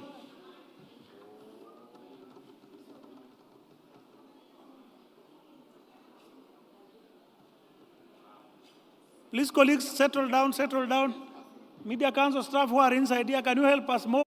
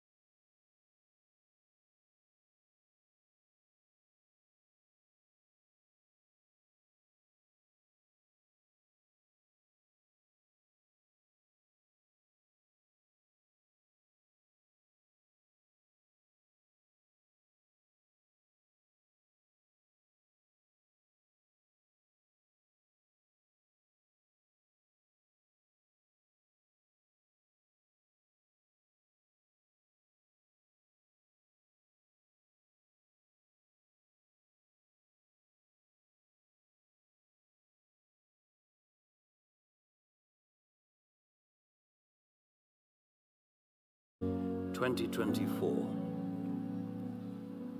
Media perception of our people. Are we true to our calling? So in a moment, that presentation will be made by the Media Council of Kenya CEO. Just waiting for him. But very quickly, just to alert you that our first panel discussion will be on immediately after that. The digital space as a vehicle to information integrity in a climate crisis age. That will be the topic of discussion that will be moderated by Victor Capillo, Trustee Kicternet. Are you here, Victor? Thank you so much. And all the panelists, please be ready. But in the meantime, if we can have Menti, because we'll be using that particular platform. If we can have Menti, please. So we'll have Menti as the platform where you will be able to ask your questions.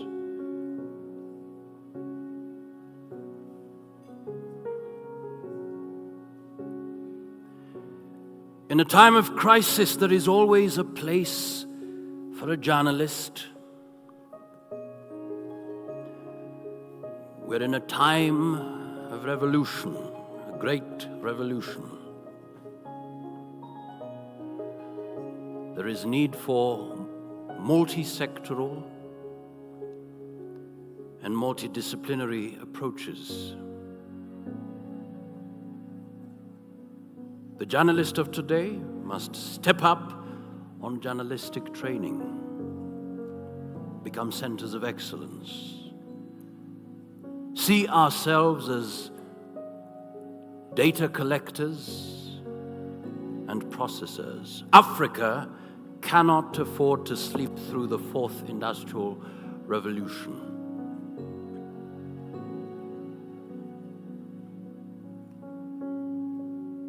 Building the character of reporting in the new age, we must rehumanize journalism. I wonder what stood out for you. I wonder what stood out for you. And I'd kindly request if I can get a confirmation whether we still wait for the release or we can kick off with a panel discussion. 19 minutes past 12. But in the meantime, if I can get a microphone, please. What stood out for you? What stood out for you? We had remarkable statements made. There are challenges, but a lot has been achieved. What stood out for you? Let me start here. Just tell us your name and what stood out for you during the morning session. Go ahead. What stood out for you from all that has been said so far? What's the one thing that you can say, that one, I picked it. It stood out for me. Your name? Okay. My name is Jan Hagen, and I'm here with the Kenya National Commission. And for me, the point that stood out most, or which I found most interesting, was like the critique. I'm not sure who was it, but about the exploitation of journalists. I think this is a really big problem, especially because being a journalist is like more and more dangerous. Like more and more journalists die in war zones, or as said, environmental journalists get killed. And I think you need to at least pay like good wages to actually motivate people to do quality journalism, to be able to afford a good journalist education or training. And I think that's a big problem here in Kenya. All right. Big round of applause to Sian. It's becoming more and more dangerous to be a journalist, so we need to create that conducive environment. Better wages, better resources for them. What stood out for you as we wait for the release? What stood out for you? What's your name, sir? My name is Wycliffe Mukavana from NatCom. What stood up for me is that journalists are on the run. Their safety is not guaranteed when it comes to matters to do with the environment. But there are no policies. The policies and frameworks yet to be established to guard them. Yeah. Wycliffe, thank you so much. Thank you so much. Journalists are on the run. We must have a framework to protect them. Your name? Thank you. My name is Betty Sharon. I work for Collaboration of Women in Development, working around reproductive rights. The statement from Mr. Omoyo stood out for me. The fact that we are ready to increase our population but not ready to control our resources really stood out for me. Wow. Control our resources. Thank you so much. Joy. What stood out for you? Thank you, Joy Nakato from the Foreign Press Association Africa. What stood out for me is the profound interconnectedness of environmental crisis and how through our collective voices and narrative, we're able to shine a light on the urgent need for environmental action. Wow. The profound interconnectedness, and I love the collective voices that we need. Sir, what stood out for you? My name is Okwemba David, a consultant. What stood out for me was the growth of media in the last 10 years. The fact that there are 300 TVs, about 300 radios, and 10,000 journalists registered. That for me stood out. Excellent, Wanokwemba. The growth is remarkable, extraordinary, no doubt about it indeed. Ladies and gentlemen, take notes. Take notes. And at the end, we have a call to action. We've had media summits over the years, and we want this to be different. Sir, what's your name? What stood out for you? My name is Kinyanjui Job. I am a chapter head at the Media Students Association of Kenya in University of Nairobi. The bit that stood out for me is the bite of, I guess it was Honorable Kiarie. He spoke about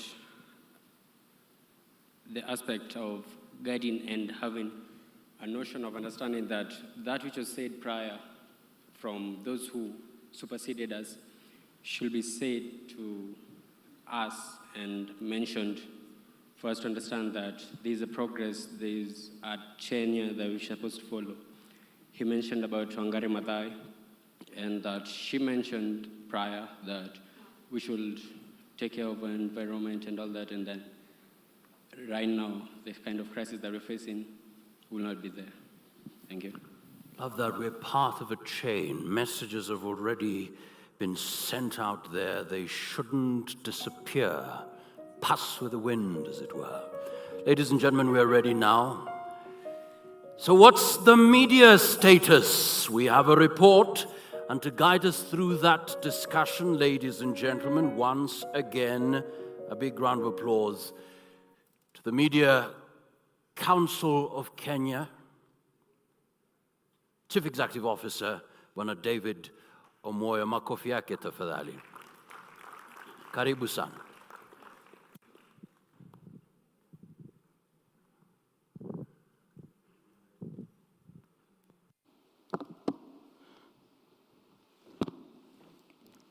My apologies, ladies and gentlemen, of a slight delay. We had media interviews at the back. I'm going to take you through the 2023-24 State of the Media Report. We are doing this in fulfillment of a statutory requirement where we are supposed to, at least once every year, carry out a survey on the public perception of the media and release the findings to the nation. But in the context of that, we expand a bit to do a bit of an environmental scan of the media so that we can now move forward. So this is a 2023-24 report. The interviews were done between 24th February and 4th March. But before the interviews, I want to assure that the preparation and validation of the questionnaire involved all media stakeholders. Different media houses were invited in validating the questionnaire because this is basically a report form of yourself. And I will add that in bracket, the tail end of the research on the journalist perception was done last week.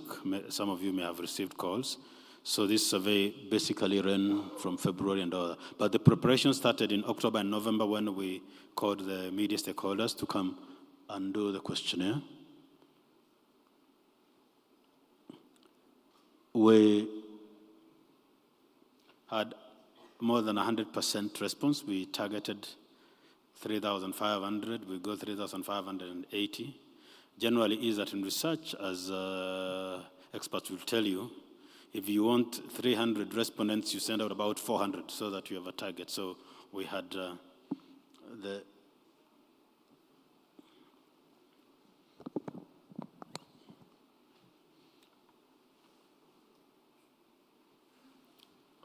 I compare the two, 2022 and 2023 into 24. Television was king in 2022, but they were competing with radio. In 2023, into the initial part of this year, TV remains king. Radio has lost 1 percentage point. We need to find out where it has gone because it has not been grabbed by social media or the families, friends, and colleagues. We need to find out, but so radio has lost. Maybe it's a trend that TV is going to be gaining popularity as we move. The main source of news, TV remains popular. It was 46%, 2022, 47% now. TV, in radio you can notice, people are doing something else in radio. 33, there is 2 percent points, and the others remain. Social media has taken a point. So perhaps here you can identify that maybe what radio has lost has gone to social media. Then family and friends has lost a bit. People no longer listen to gossip and rumors because they have access to the technology in their hands. That's about the time spent listening to TV per day.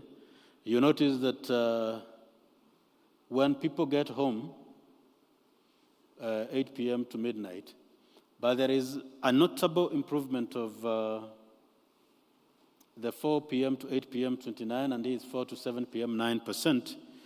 One can say that maybe the 1 extra hour added here has made this year have made that year have that higher viewership. But you'll notice that up to midnight now, we have 75% of all media consumers tuned onto TV.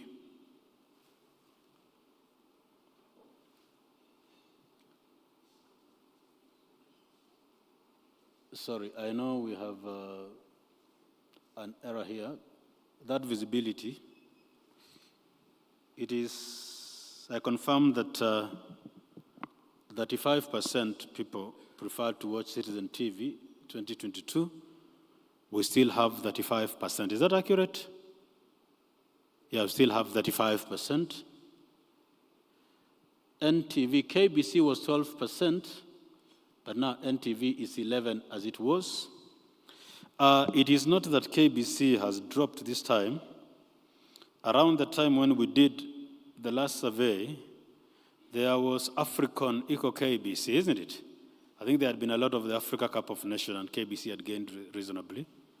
So then we have the NTV, then KTN Home and all that. A few notable changes is that at least the leaders have remained principally as they were. A slight drop at KTN Home and KTN News.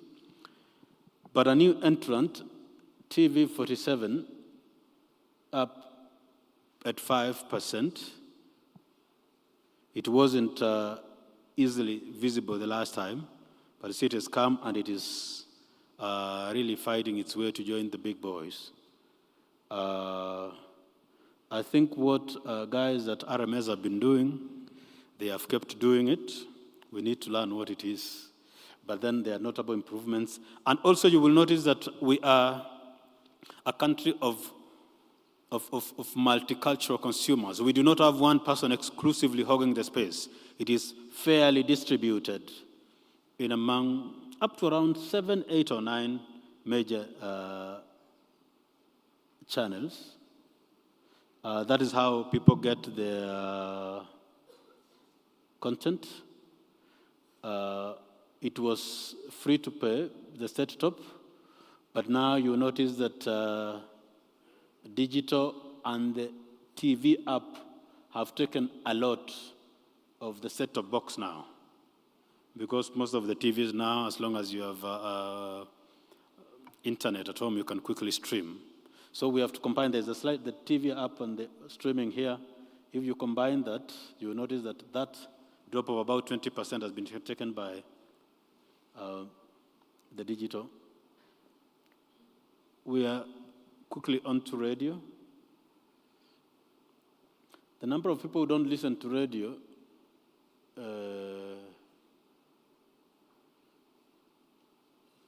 is quite a number. People prefer to watch. I will not say much, but this clip is available. Radio is a morning medium, but it's also emerging as a good medium in the night, while people watch TV and all that. Of course, we have the experts who will tell you about the 4 to 8 p.m., the drive show. People love news, but in most cases now, you notice that radio is entertainment, but most uniquely, religious content is extremely high here, 13 and 12%. Then you have the talk shows and all that. Not much religious content on TV because a very large chunk is news. Here we have entertainment and all that. The figures speak to themselves. It seems there is something Radio Citizen has done better to gain an extra 4%. Radio Jambo, I think we should talk to Ghosts, and I need to do a little more patanisho. Something has happened. Radio Maisha has done that. Milele, there is a little drop. So you notice that what we would call the typical runners-up in radio are losing a point here and there, and it's being scooped by the guys at the top. So the guys who are the number 3, 4, 5, and all that, you need to find out what certain people at the top are doing better. As was last year, you notice that in Kenya, radio is a Swahili affair. After Swahili, we go vernacular. But we have Classic 105 and Kiss 100 in the English segment, isn't it? So radio is Swahili, then vernacular, and a bit of English. One thing to note again is not much change in the structure, but the number 5 is a new entrant, not existing in the previous one, but now up. And so whoever is doing serve at the 47, I don't know whether radio 47 means there are 47 radios or something like that. There's something they're doing right. That is about where you get the source of news.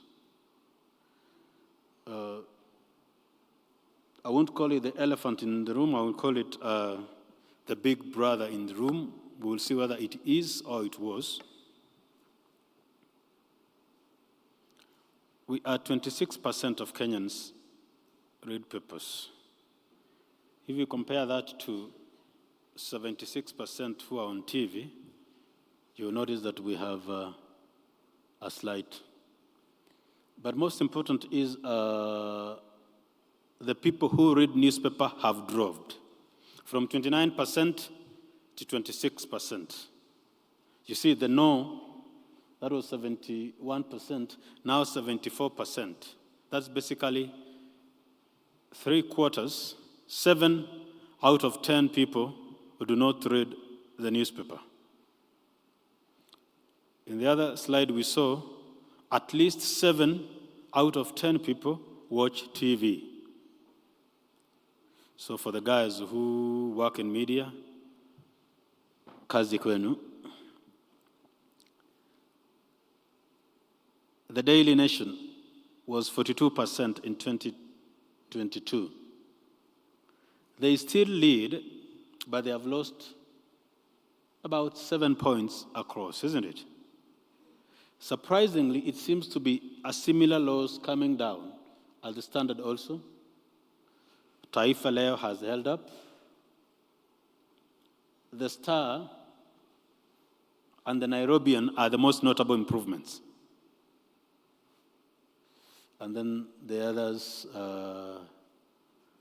MyGov seems to have, at least from being the below one to, in Kiswahili tunasema sasa kanaweza jisimamia hata kama na mguu moja, isn't it? Because it was a fraction initially, now it is at 1%. East African has also done a great improvement, isn't it? Remember, this is Kenyan. The East Africa, I know, is very popular in countries where my friends on the right come from. TZ, Rwanda, and Uganda. Hata kama from time to time, mandugu wa Tanzania na people from Rwanda wana finya East African kidogo. We specifically do it in Nairobi for the region. And so we call you here to show you that less than 2% of Kenyans read the East African.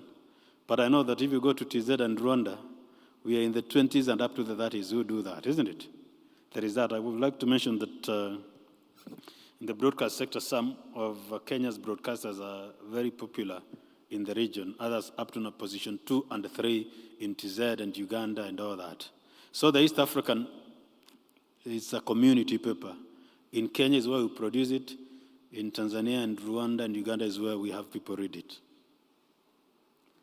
So I think what we have evident is that readership of the newspaper is still waning.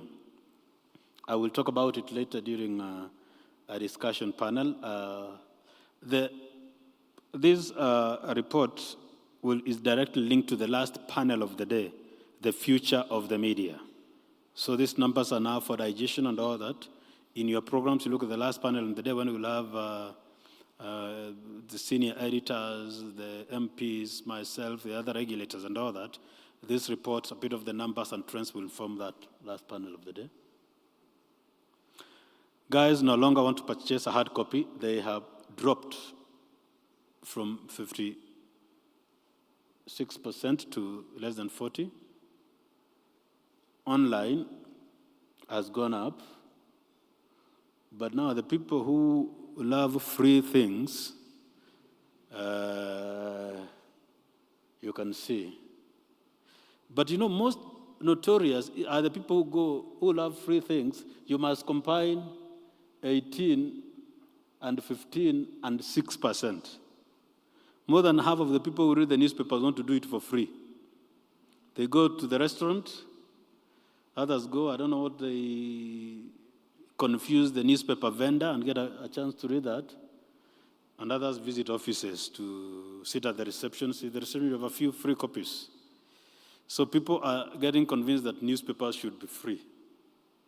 Maybe we need to find out who should then pay for that, because the readers are getting jittery about financing that. Free, how many watu a free copy? See, there are people with free copies who are doing a lot. So even if people are not taking free copies, they are getting convinced that a newspaper should be free. Either at the restaurant, so they tell the newspaper vendor, why sell to me what I can get for free?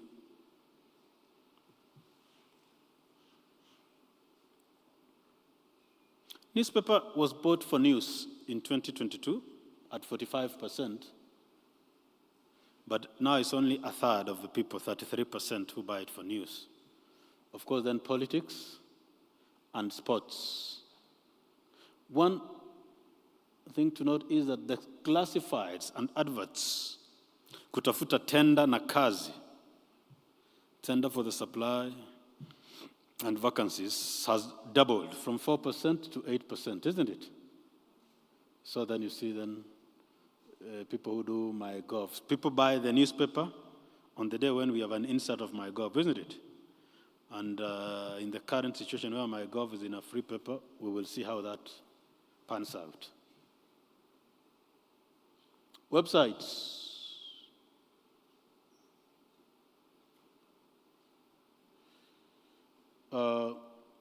It's 48% of Kenyans visit websites for the news. That's how it comes out.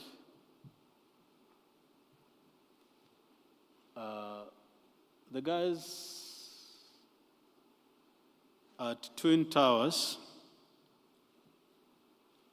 inaonekana watu hawaendi website tena sana. They have dropped about from 7% to 4%, isn't it? Same to the Standard. What does that mean? That therefore, when Kenyans want to go to the website, they prefer to online-only platforms. But I think, just my thinking, it will come up in the panel discussion, it's not part of the findings, the paywall. People quick, then on Ambua, please enter email or pay or something like that. I think people quickly go to the free where they can get the news for free. Just thinking, it's not, we didn't ask, it's just that we know that, notice now that people who want to pick news online are no longer going to the subscription news websites. Because I haven't seen the top two, and in this case, the top three don't charge for premium, isn't it? For them, their premium is filling adverts. You try to read a story, then some special prescription pops up, then a special meal pops up, then they have started doing in special tablets for certain people and medications. So it looks like those guys are getting a bigger share of the cake than those who are telling us, please support us, enter an email and all that. At this point, I would like to note that the raw data is available for the partner media agencies. We started from doing the questionnaire together. The raw data, the questions administered and all that, and that is available for own manipulation to understand. There is a lot of stuff we couldn't put in here, so you can access. We will either put it on, we're putting it on a portal, and people can ask, if you send an email directly to the council, we will be able to furnish you with all the data for your own digestion, for your own manipulation, to query what you want or to pick what we were not able to bring out.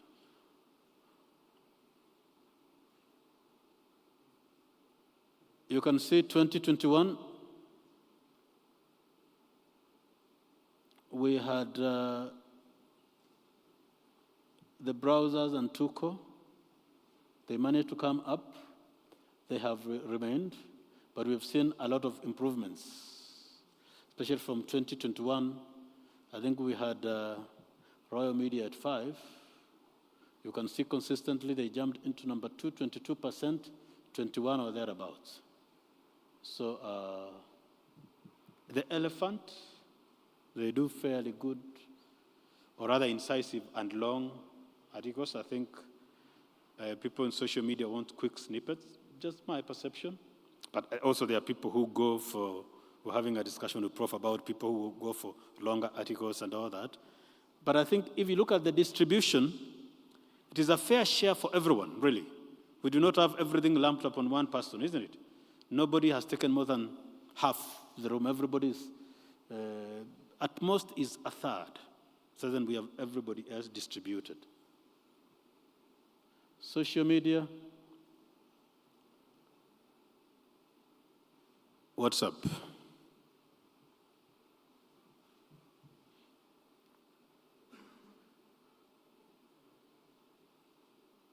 The most improved is TikTok.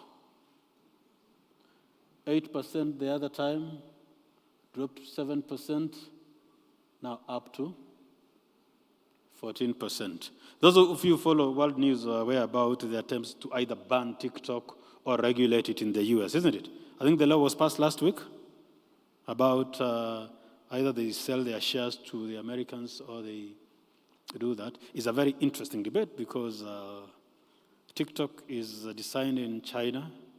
It is very popular in the US and Europe. They talk about algorithms and all that, what social media does. It's a debate that we hope later on experts in international media and policy will help us shape, because then you go to China, we do not have TikTok. It's their own local version of the same. In China, we do not have Facebook. It's their own local version of Facebook, isn't it? They don't even have Google. They have their own version of the same. So you maybe want to interrogate, why is... there are two questions, interesting, that an app designed in a closed economy is getting a lot of popularity in the world's leading democracy and all that, isn't it? Until it is threatening people.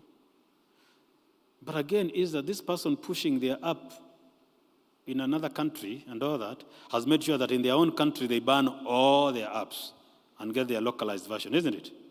I think it's good for discussions for policymakers around, because we are, and by the way, I say this because we are not immune for the global politics. When we talk about declines in advertising, it's all going to big tech, isn't it? The TikToks, Google, and Facebook and Twitter are the ones taking advertising. So if we narrow our discussion to between RMS, Nation, and all that, we miss the point. That's very little competition. Most of the money that is moving away into the global media policy and space. So it's important for us also, as you design this, to basically familiarize yourself with this. Smartphone, it was 90%, it is 91% here. Nothing much has changed except for the laptop. So you are in the business of news or information, you know where to go. 9 out of 10 people, the smartphone, isn't it? And I think for the case of this room, 10 out of 10 have a smartphone, isn't it? I know an exemption or two, but it's about that. It's at least above 9 out of 10. That's where they get everything.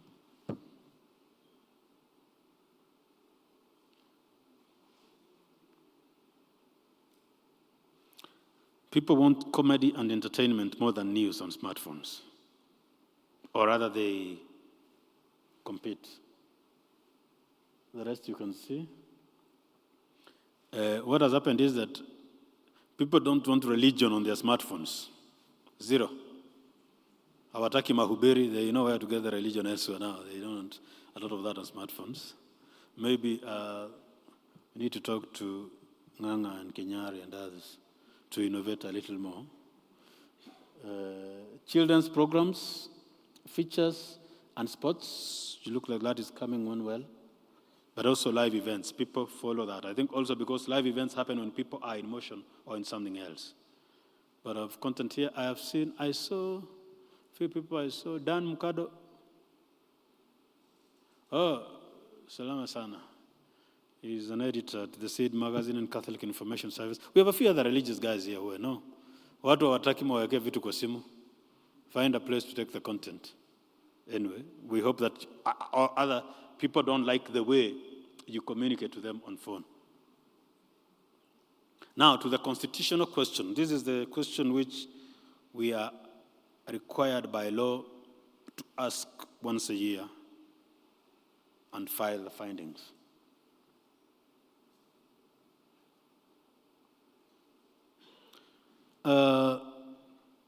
Kenyans still trust the media.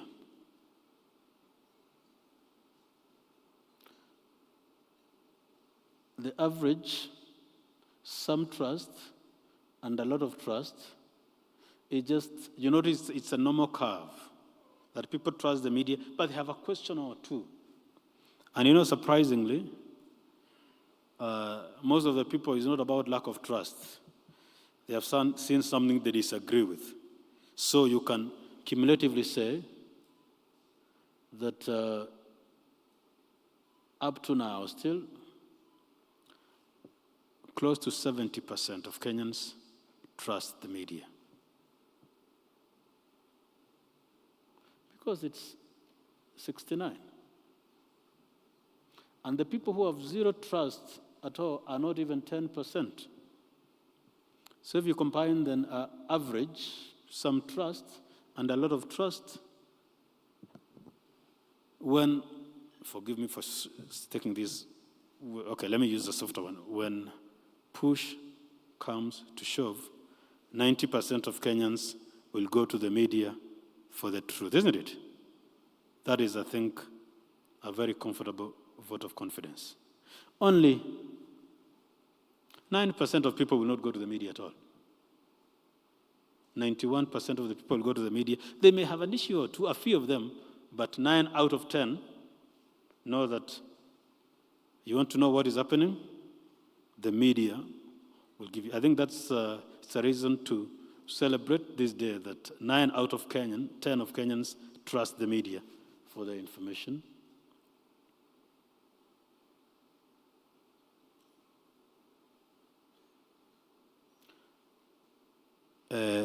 People seem to be doubting MyGov a bit.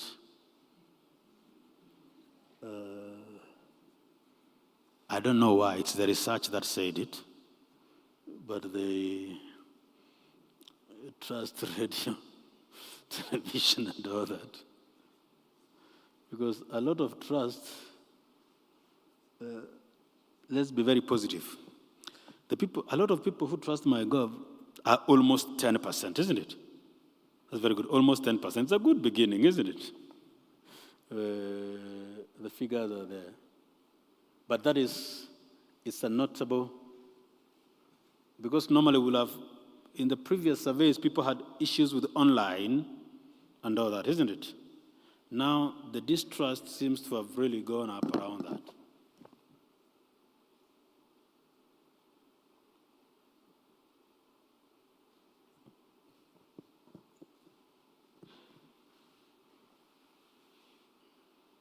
Kenyans think that because the media in Kenya is good at breaking news and rapidly spreading information, it's a reason to trust them. They have a few questions about disinformation.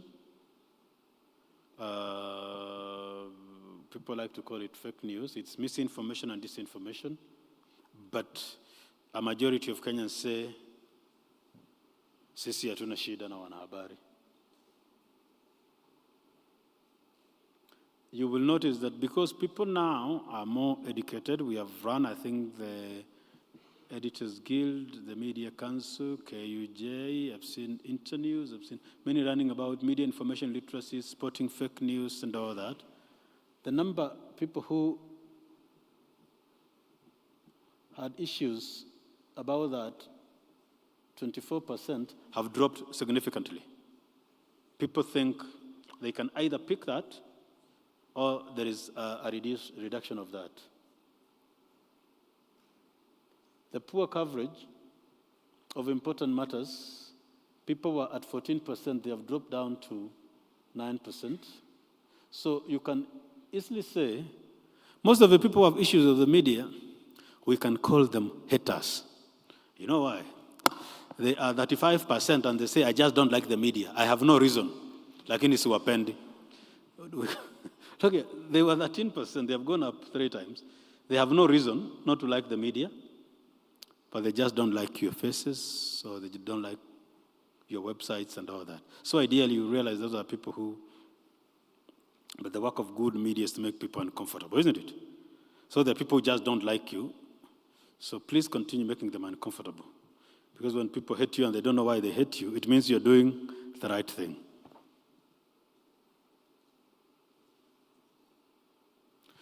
Freedom of the media.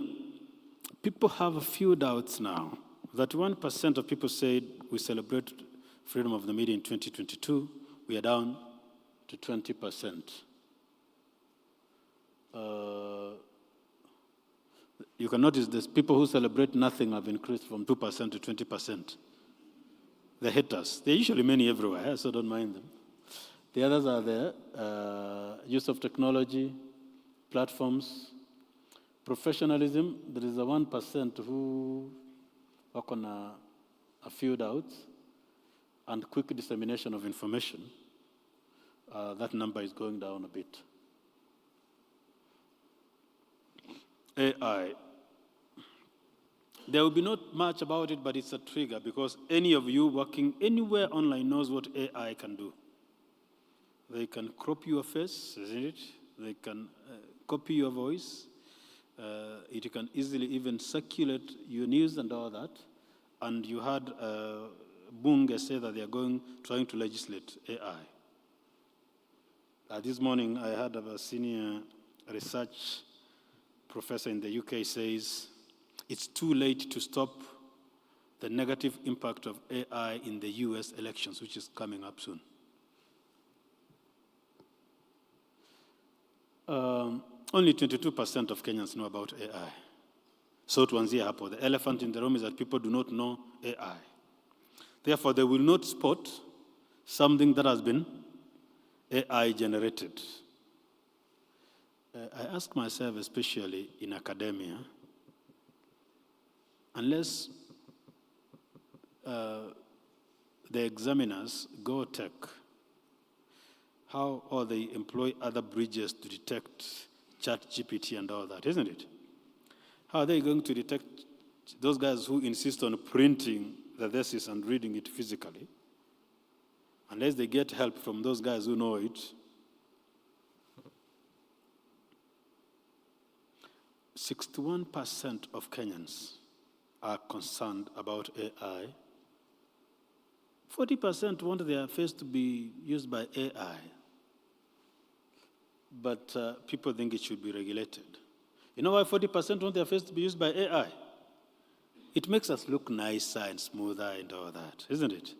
Well, until they know that those faces can be used to do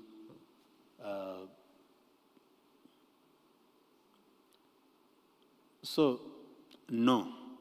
70% don't know AI.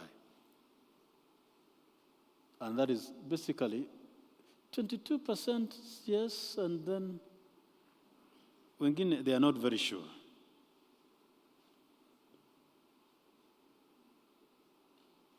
We will make sure the guys who are in charge of policy know. People believe that AI should be regulated. Luckily, that is a universal feeling across the US, Europe, and the world that this AI, it is a bull in a China ring, and it must be regulated. Angala iweko kamba. So the question is, how will the regulation be done?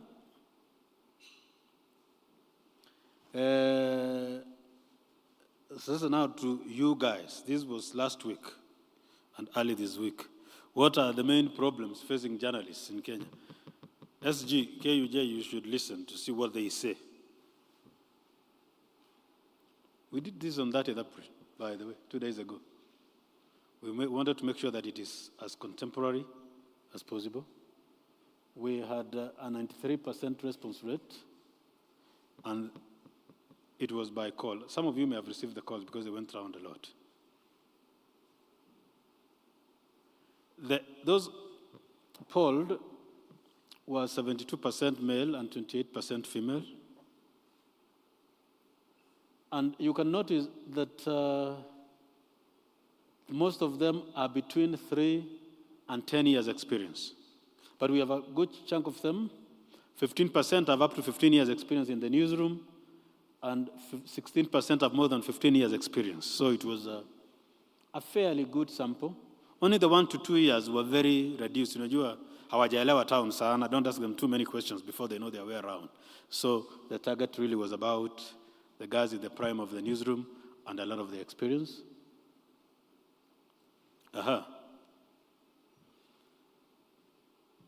There are 2 twin brothers which are bothering journalists.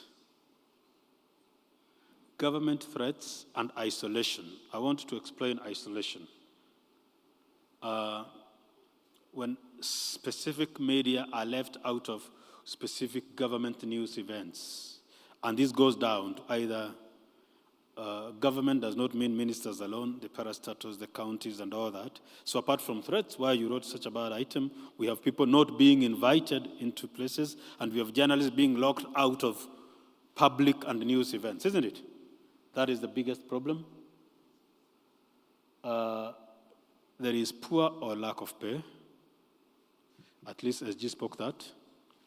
They are twin brothers. And then we have digital media onslaught.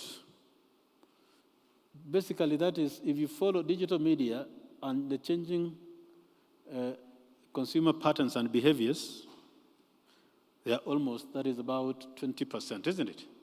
It's an equivalent number to the Concerns app. There is the threats, there is the lack of pay, and the digital media patterns and the new patterns of people consuming media.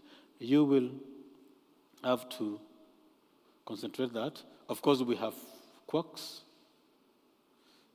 lack of security, and I've seen tribalism when registering as journalists. At least I can assure you that we, at accreditation at the Media Council, we don't ask people for their tribe. We will need to find who is asking for people's tribe in coverage. It's not at accreditation. Maybe when people go to cover events in the counties and all that, at least that one is not at training level or accreditation level. It is a news coverage level. This was in ascending order, or descending order, the main problems facing Kenyan media, according to journalists.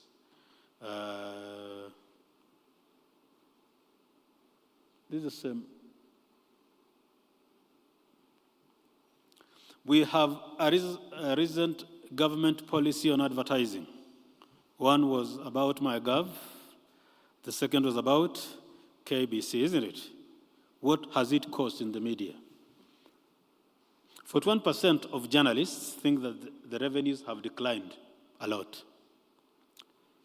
26% think there has been a decline, not that much. 9% think not much difference. But there's another 9% to think revenues have increased slightly. 6% say revenues have increased significantly. I will not guess who the 6% are. I will not guess. But, no, I've not asked anybody to guess. But you see, mkuki kwa nguruwe, one man's meat is another man's poison, isn't it? So we have a 9% and a 6% who say it's not too bad, isn't it? And then we have another 9% who don't know whether there was a policy or not. Life is still the same. And we have a good bunch of good people here who don't know what is happening. It's good to be in that space, isn't it? You are not bothered much.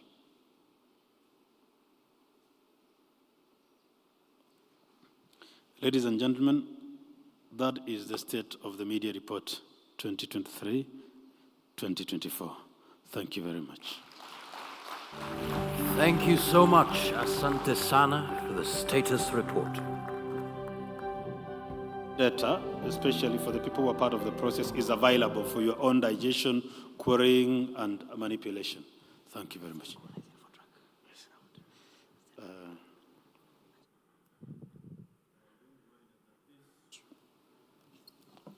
They already switched me off.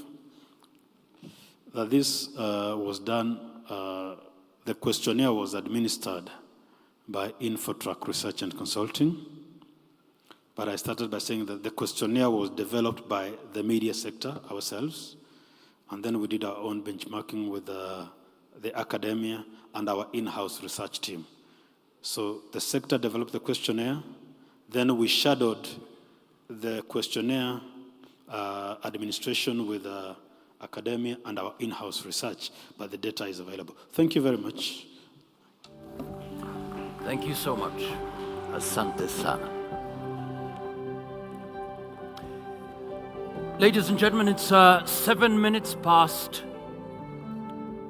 1. We should be, unfortunately, we'll have late lunch today at exactly 2 p.m. So in the next 45 minutes, ladies and gentlemen, let's have the first panel discussion. Let's welcome the first panel discussion on the digital space as a vehicle to information. Do we have that? There we go. Moderator Victor Capillo, trustee KikiNet. The digital space as a vehicle to information integrity in a climate crisis age. I'd request all the panelists to come very quickly. 8 minutes past 1, I'll have a timer. We should be closing 5 minutes to the top of the hour so that we have lunch. A big round of applause to Victor KikiNet. Karibu sana. 45 minutes. Fine, thank you. Kevin Mabonga, John Kande, Francis Mureithi, Millicent Awor, Irene Mwoga, Jerry Ngogi, karibuni. 8 minutes past 1.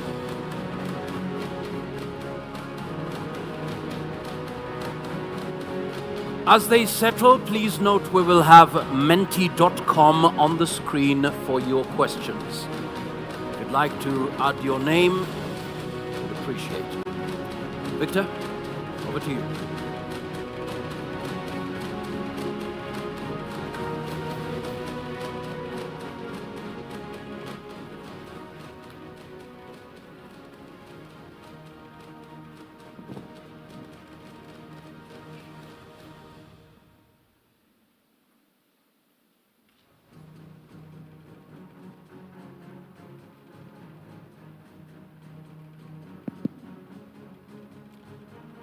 Good afternoon, everyone, and welcome to this session on the digital space as a vehicle for information integrity in a climate crisis. This session will essentially explore the role of a free and responsible media in the digital space in ensuring accurate information that it reaches, the public about the climate change and the environment crisis. As you're aware, the digital space offers a lot of, opportunities. We have a lot of digital technologies. Some of them have been highlighted here. Artificial intelligence, 5G, Internet of Things, social media. We are all using them, and there's significant opportunity there to leverage, to talk about environment and climate change. But at the same time, we're aware that there are quite a number of challenges also that face the media, especially in terms of how we're using digital spaces. And currently, we're in a crisis. We have seen reports recently about the floods in Kenya. In some cases, there's a bit of misinformation where wrong images or videos are being used, to showcase incidents which are actually not happening.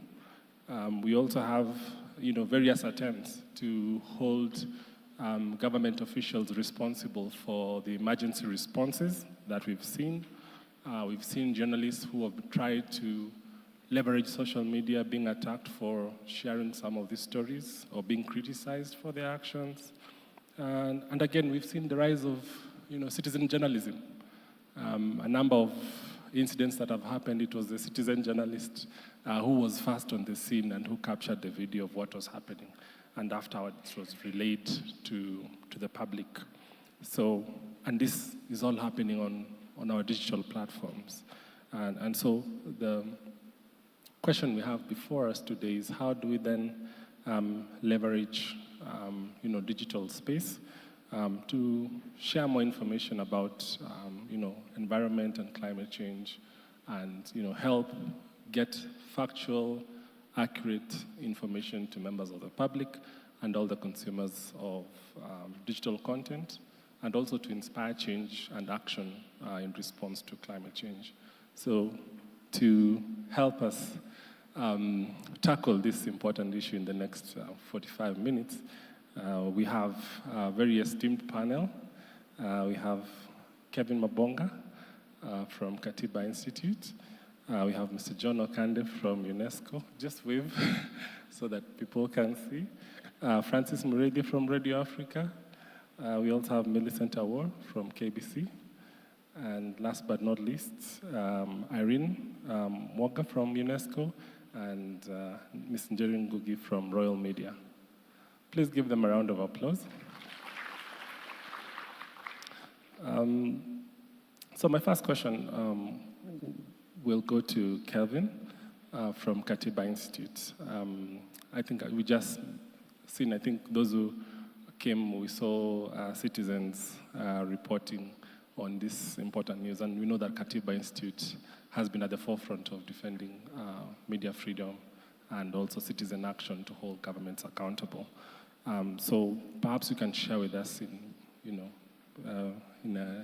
very briefly, just key 3 points around, what do you think can be done to promote and protect citizen journalists who are using the digital space? I know in Kenya we have, I think I need to mention Cyprian Nyakundi, who is considered a one-man media station.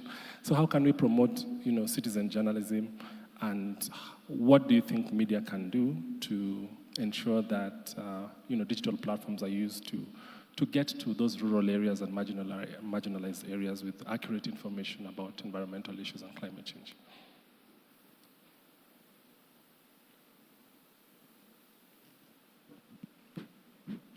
Thank you so much. I hope you can get me. I'll begin by probably, are you getting me? Thank you so much. I'll introduce myself again. My name is Kevin Mabonga from Katiba Institute, and we appreciate the Media Council for considering us for this event and inviting us to be part of this panel. Now, probably before I say what we should do, I'll just highlight what we do as Katiba Institute in relation to your question. Because of time? Yes. Maybe just get to the question. Yeah. Okay, so I'll quickly highlight the proposals, which of course relate to some of the activities that we've been doing. For us, we believe that access to information, which as Professor Jill was giving her comment,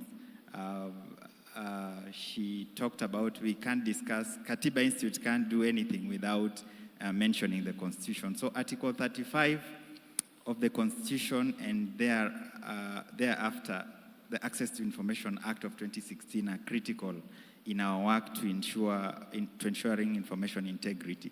So previously we've had engagements with journalists and citizens, various platforms, in-house meetings, physical meetings. But I used to say, when we discuss the issue of technology, we probably, as different organizations, we should collaborate. We should work together with media and also with, like CSOs, we have CSO networks, so that we can reach different citizens, different places.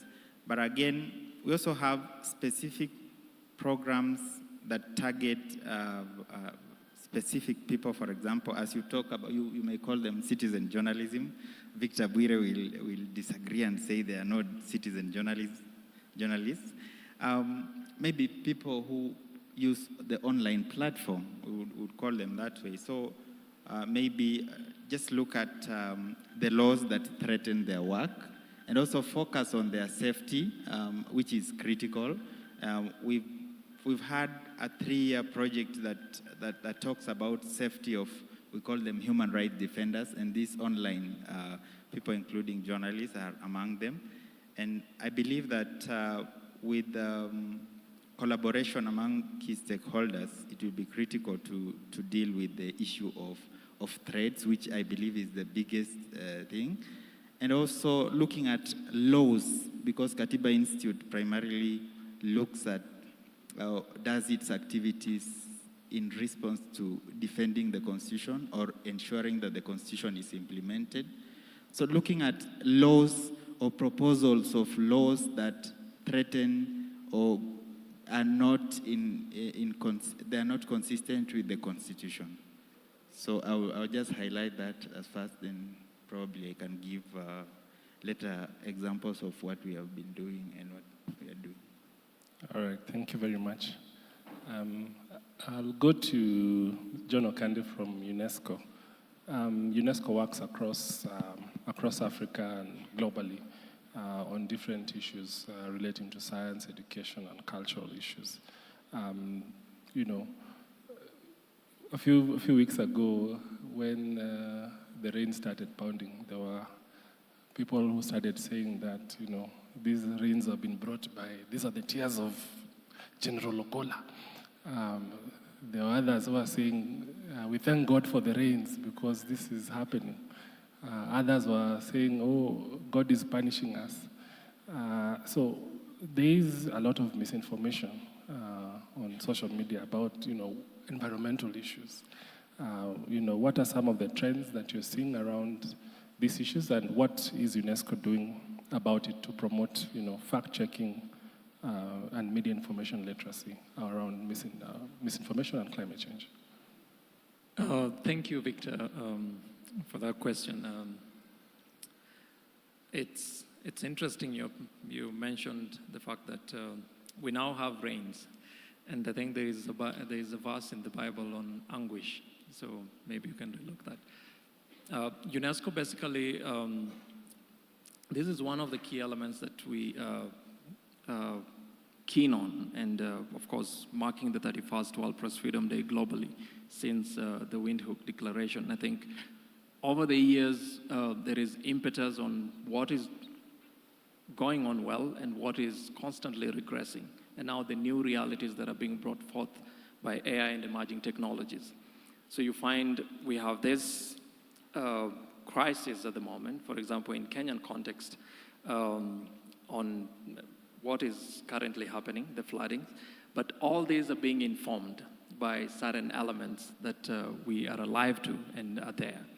The biggest thing is disinformation and misinformation. We've seen on platforms certain images being pushed forth that are not even related with the Kenyan context, as far as Senegal and different countries being brought forth.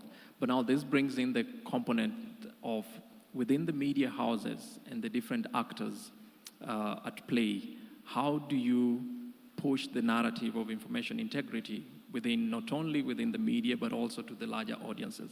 And from UNESCO side, this is where for so many years we've been doing media information literacy and digital competencies program. It's one of the major programs within the sector that I work with.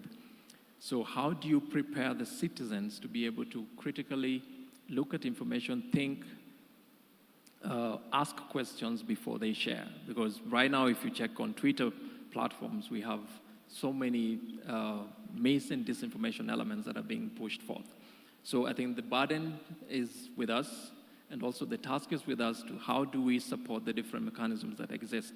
At a policy level, government, it was mentioned today in the morning that there's this review of the existing legal mechanisms. But beyond that, how do you prepare the media to be able to hold forth the government accountable, but also ensure that citizenry are informed on what is happening with the crisis? On data aspect with emerging technologies, you'll find everything that is happening currently. There is data that could actually have given us that foresight that this is going to happen. And KJ mentioned in the morning, Wangari Maathai. Is it possible to look at some of the causes that she pushed for? There were several memorandums that she used to draft and petition in government. Can we look at some of these advocacy efforts that were previously there that can actually inform us to make better decisions at the moment. And this is not only the media or government's work, but within UNESCO, how we work with both the actors and the duty bearers, and of course the citizens.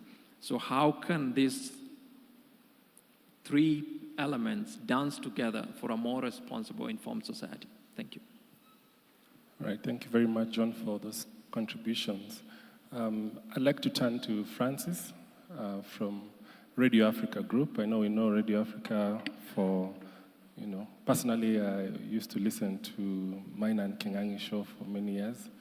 And I think when I was in high school, many years ago, Patrick Kwako, Motola Kilonzo used to have very strong debate on that show every weekend.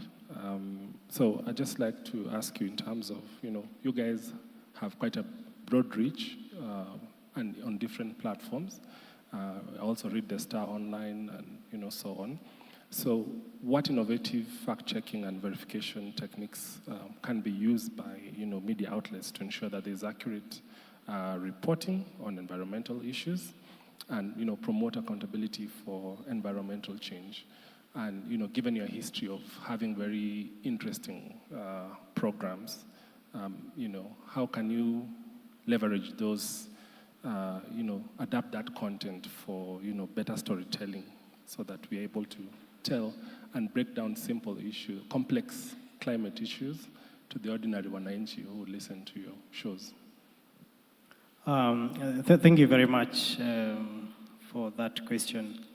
My name is Francis Moreithi. I work for Radio Africa Group as the digital editor, but I'm also a member of Kenya Editors Guild, Executive Council in charge of online and digital spaces. And for the last 3 weeks or so, we have been going around as Kenya Editors Guild in collaboration with the Ministry of Environment and GIZ to identify where the gap is as far as climate change reporting is concerned. So my views are just broader than where I work. And the key challenges which emanated from what we have been having, and also it is also demonstrated and manifested in where I work, we have a very big knowledge gap and specialization when it comes to climate change reporting. Media houses' resources have been dwindling. So many don't have capacity to have specialized journalists. And even those who have climate desk or environment desk, probably just a few journalists, probably just one. Majority of them are operating in situations whereby journalists report each and every aspect of reportage. Then the other challenge has been misinformation and disinformation, largely because especially when you are reporting issues like flooding, when images come, sometimes images you may not even know whether they are real or they are not real. They could be real but outdated, or they could be real but also coming from other jurisdiction. And sometimes we have even seen cases whereby people will say this flooding is happening, let's say in Kasarani, and probably it is a totally different space. So this has been a very big challenge. And when it comes to news story formats, we are aware that the digital space, and what we have seen even here is that consumption habits have been changing. People are consuming, especially younger generation, they are consuming news in totally different formats, like videos, like reels and all that. Do we have these skills set to ensure that the climate change information can be converted into these new formats, which has been a very big gap in most of our newsrooms? And of course, we lack something I can call a thought leadership thing, whereby you have like a pod where climate experts can come together, and if I am a journalist, I can quickly know there's a pool of experts whom I can easily reach. Even before I work on a story, if I want any clarification, of course, sometimes journalists face a lot of bureaucracy. And for us in digital spaces, speed is key. If something happens, I need to verify, I need to let it go. But how fast will I get that feedback from the relevant authority or maybe government or any other body that is able to give me the correct information? To be specific now on what, like for us, we are doing, especially to deal with misinformation and disinformation, we have been training our journalists a lot when it comes to fact-checking techniques and the usage of new technologies. Although they keep on changing every day, things like InVid, Google Reverse, Google Lens, these are the things that, like videos, you can quickly fact-check. But also, one challenge that is inhibiting climate change fact-checking is lack of good data, and especially data that can show trends. There's a big gap. So if we were to improve our fact-checking, we also have to invest in good data and data that is giving us trends, and that is at the newsroom level and also at organizational level. Thank you. Thank you very much. Those are very insightful comments, and also in addition to the work that you do at KEG and at the radio, the station. Ladies and gentlemen, we'll be opening up for one or two questions shortly. So if you have any question, maybe just note it down, and then we'll open the floor shortly for a question. But I'd like to, come to Millicent from KBC.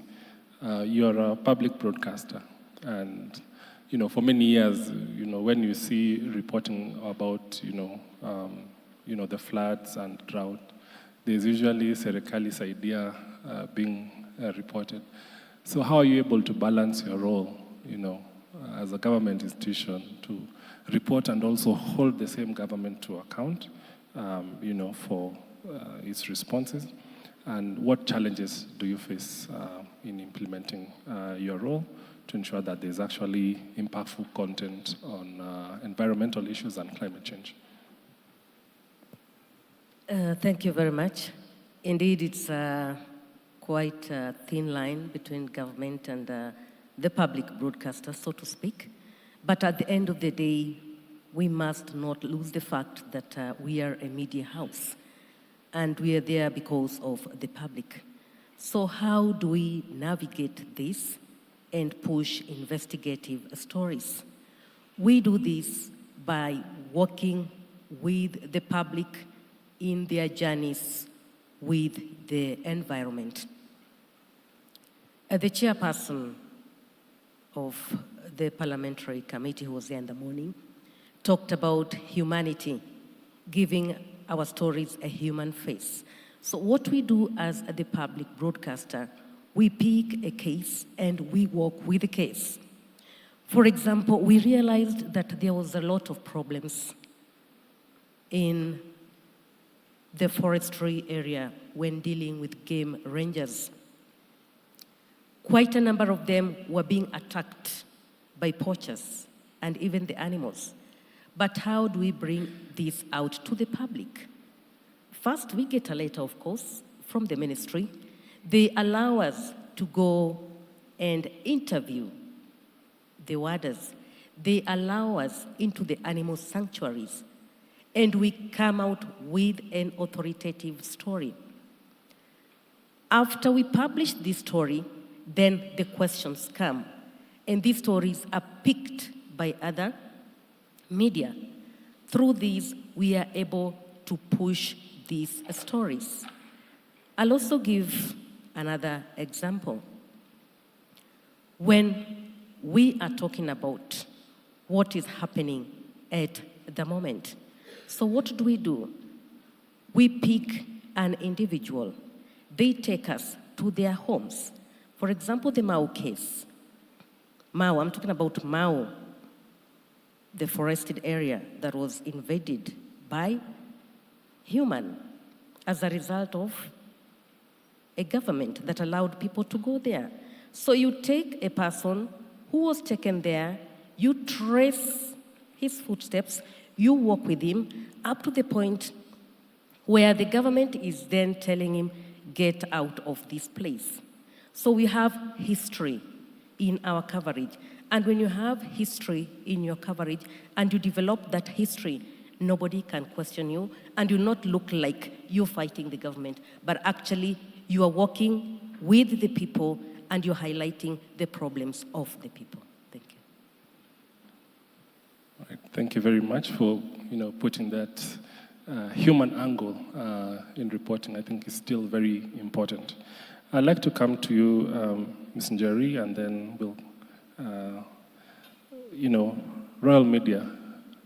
You guys have been topping the charts given the statistics. You have multiple channels, you have multiple TV stations, multiple online platforms. In fact, there is now a phrase, nilionea ama utaonea kwa view sasa. Given this wide reach, what strategies are you employing to counter misinformation and actually create impactful, multi-platform content on, environmental issues and climate change?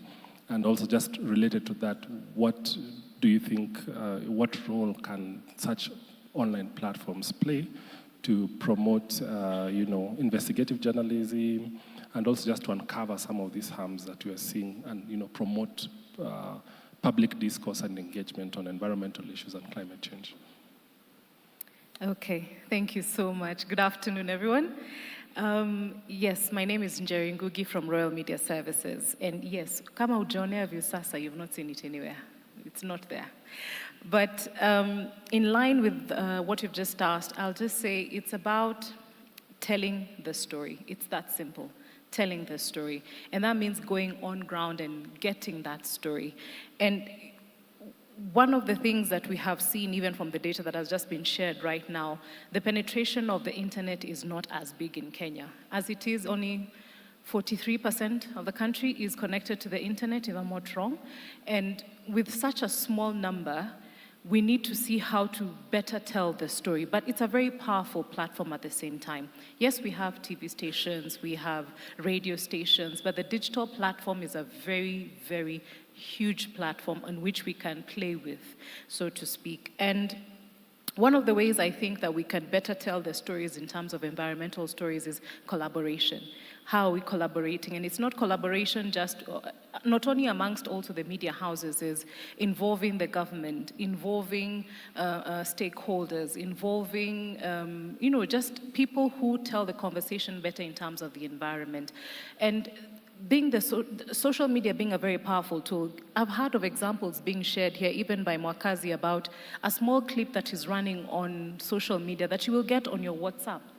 It's one of the data that has just been shown here that WhatsApp is one of the biggest platforms that information is now being shared.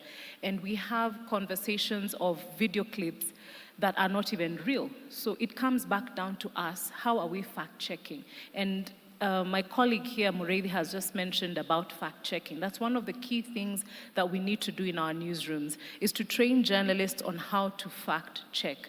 And if only 22% know about AI, it's very concerning.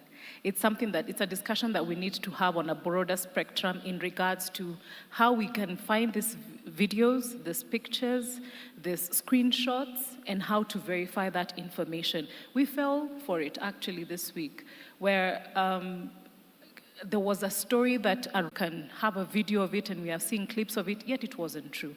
Kenha themselves came forth and said, this is fake. And that's why I'm talking about collaboration, where we have conversations together with government, together with stakeholders, together with NGOs, Katiba Institute, how we're able to be on the same table and discuss and have these conversations. And NGOs that are on the ground. All right, thank you very much. Collaboration is very important. And just tying into that, I want to come to you, Irene. We all know UNEP. We see the red plates. We see the nice green offices. But also, when we watch our news and TV, we find that sometimes when the floods were being discussed, TV stations invited politicians, and they didn't invite climate experts to help us break down the issues.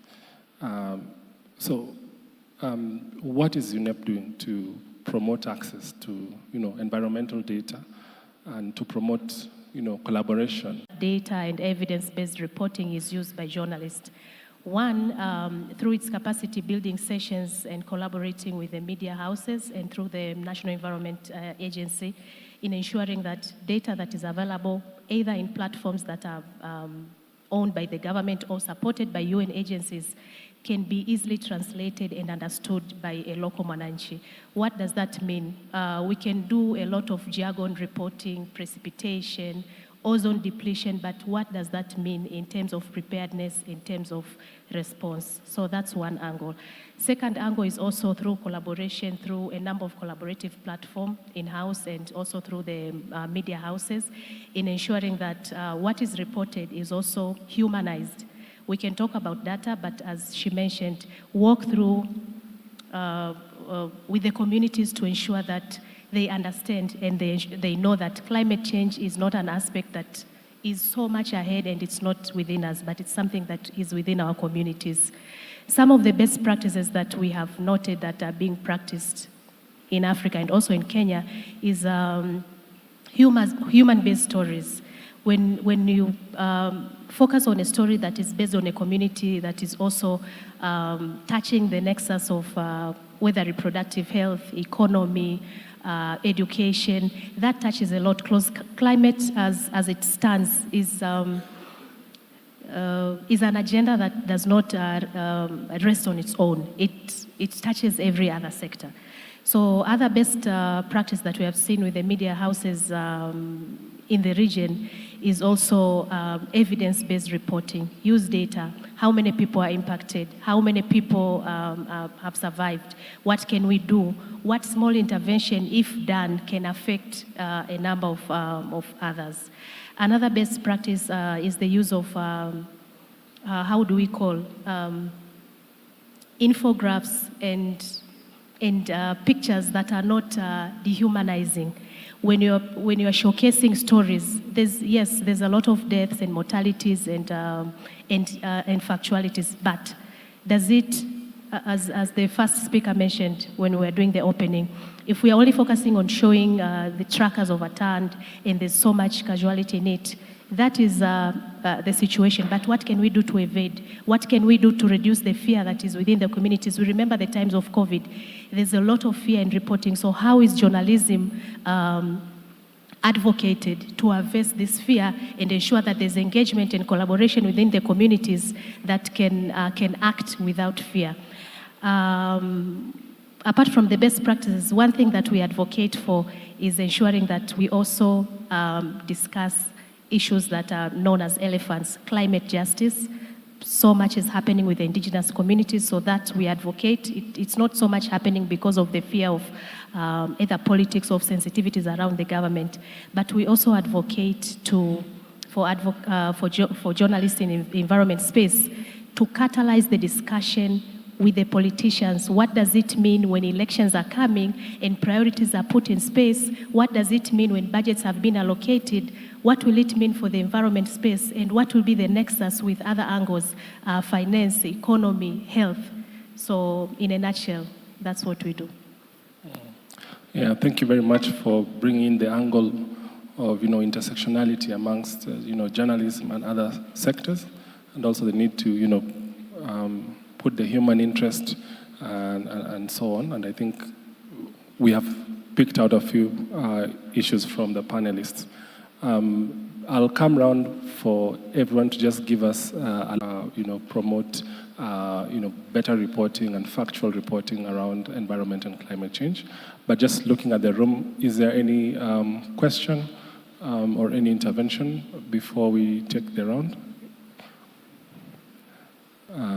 If there is none, then I'll start with, okay, I can see one hand. Maybe just assist me with the mic there.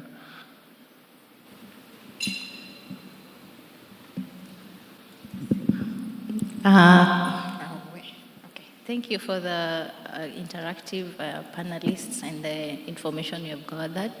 So my question is it the understanding of climate change that is not well articulated in the media, or is it the aspect of getting this story in regards to coverage of the disasters that is happening currently?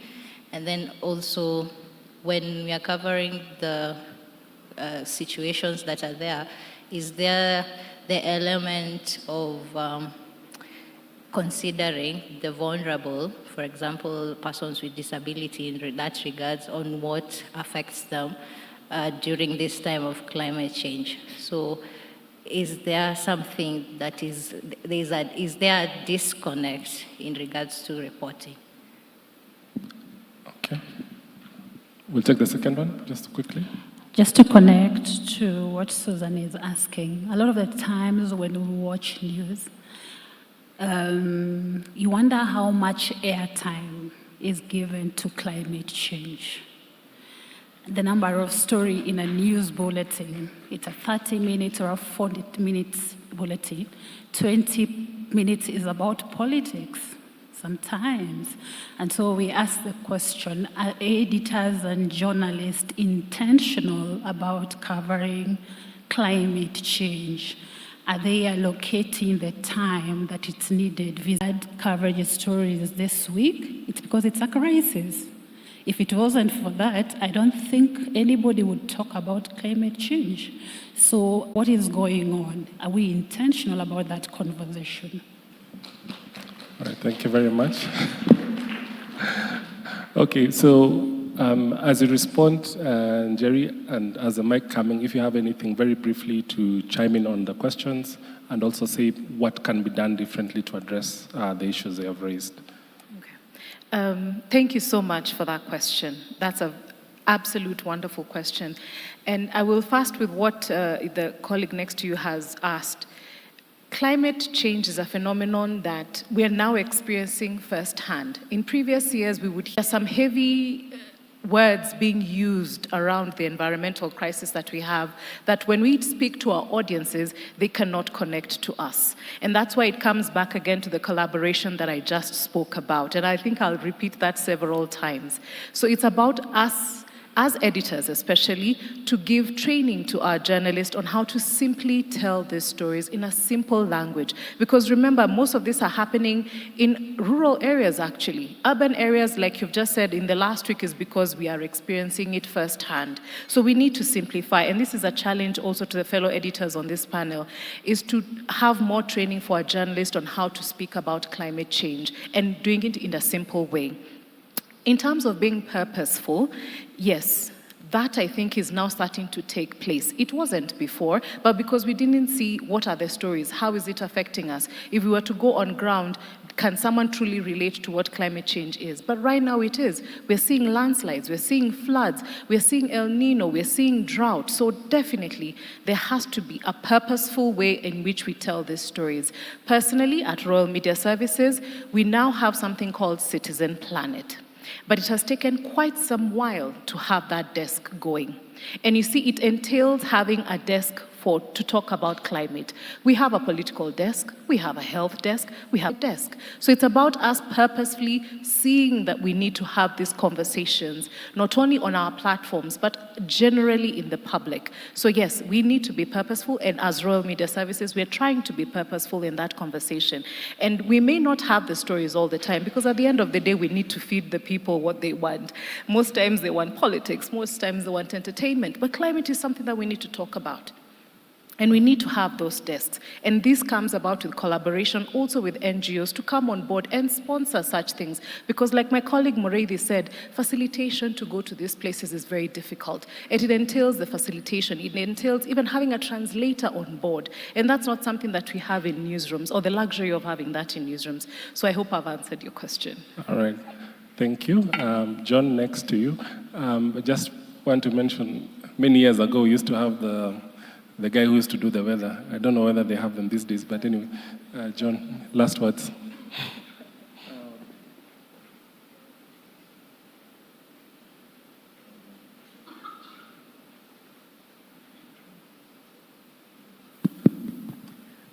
Thank you, Victor.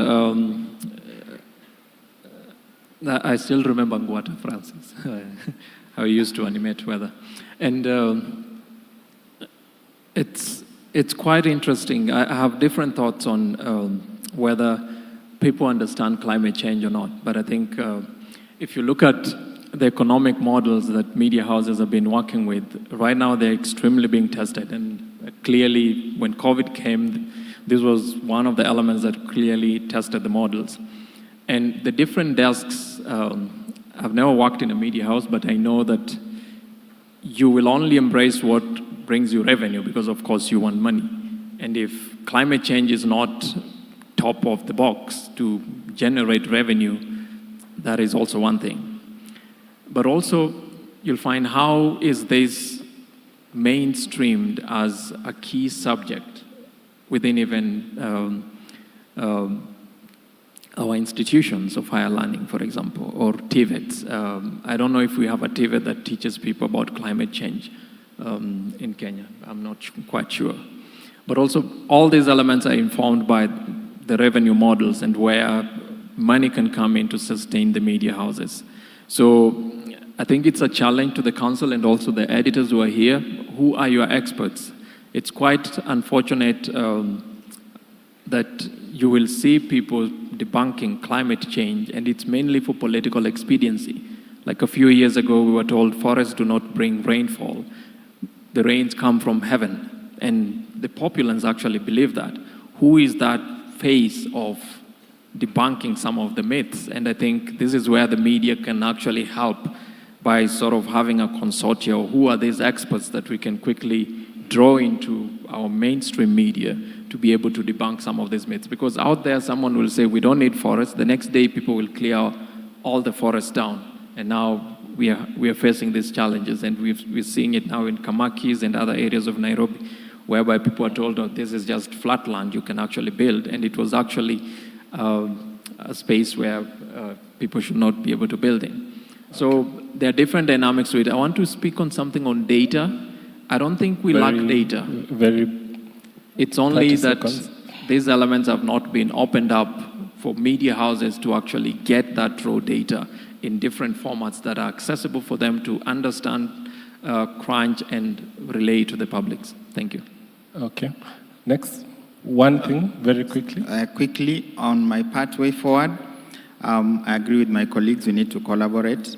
Two, we need to, as different stakeholders come together, we need to know that our target audience are the public. So as much as we try as much as possible to ensure that we train only journalists or people working in CSOs, those literacy, media literacy engagements or public literacy engagements on these topics are critical.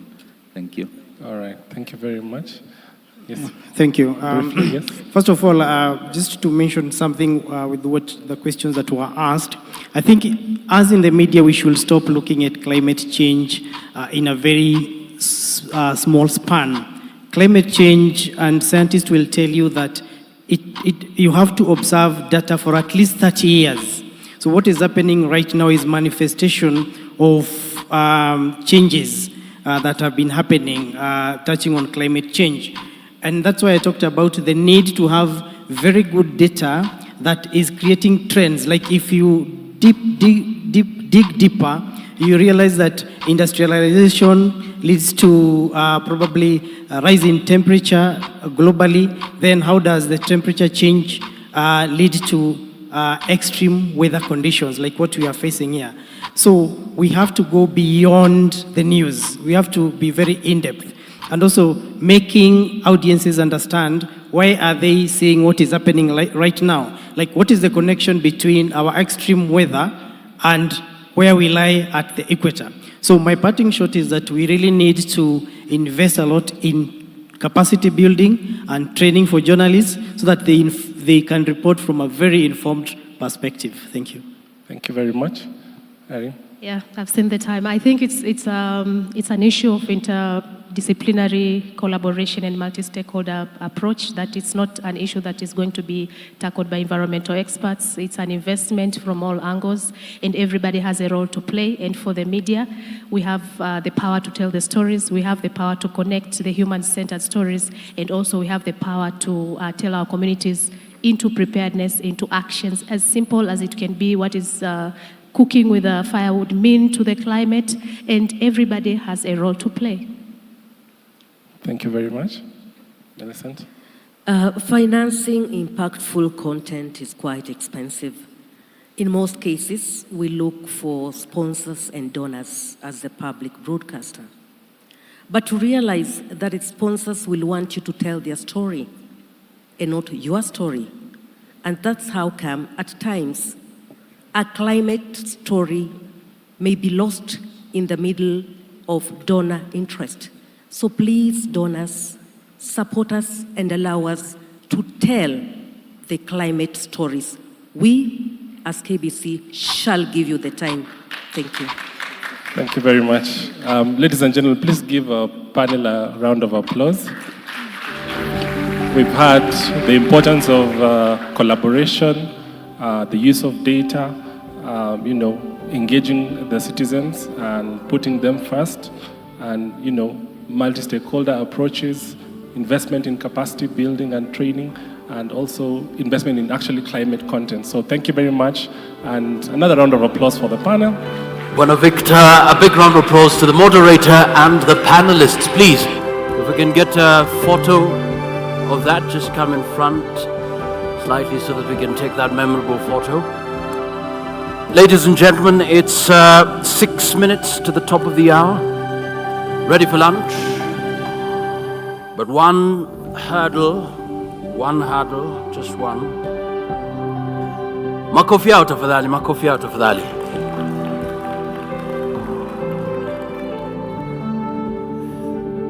Thank you so much. Asante sana. The hurdle is simple. As you exit, my right, your left, please make sure you get a voucher, a meal voucher. Lunch will be served first floor. Let's meet here. Let's have the timer, please. Pace yourselves, please. We have 3 panel discussions in the afternoon. So make it here in the next 60 minutes. That's 1 hour. Let's have it on the screen. Your lunch, our lunch, begins now. Thank you so much, ladies and gentlemen. 2 p.m., we kick off. Asanteni sana, merci beaucoup. Bon appétit. Thank you.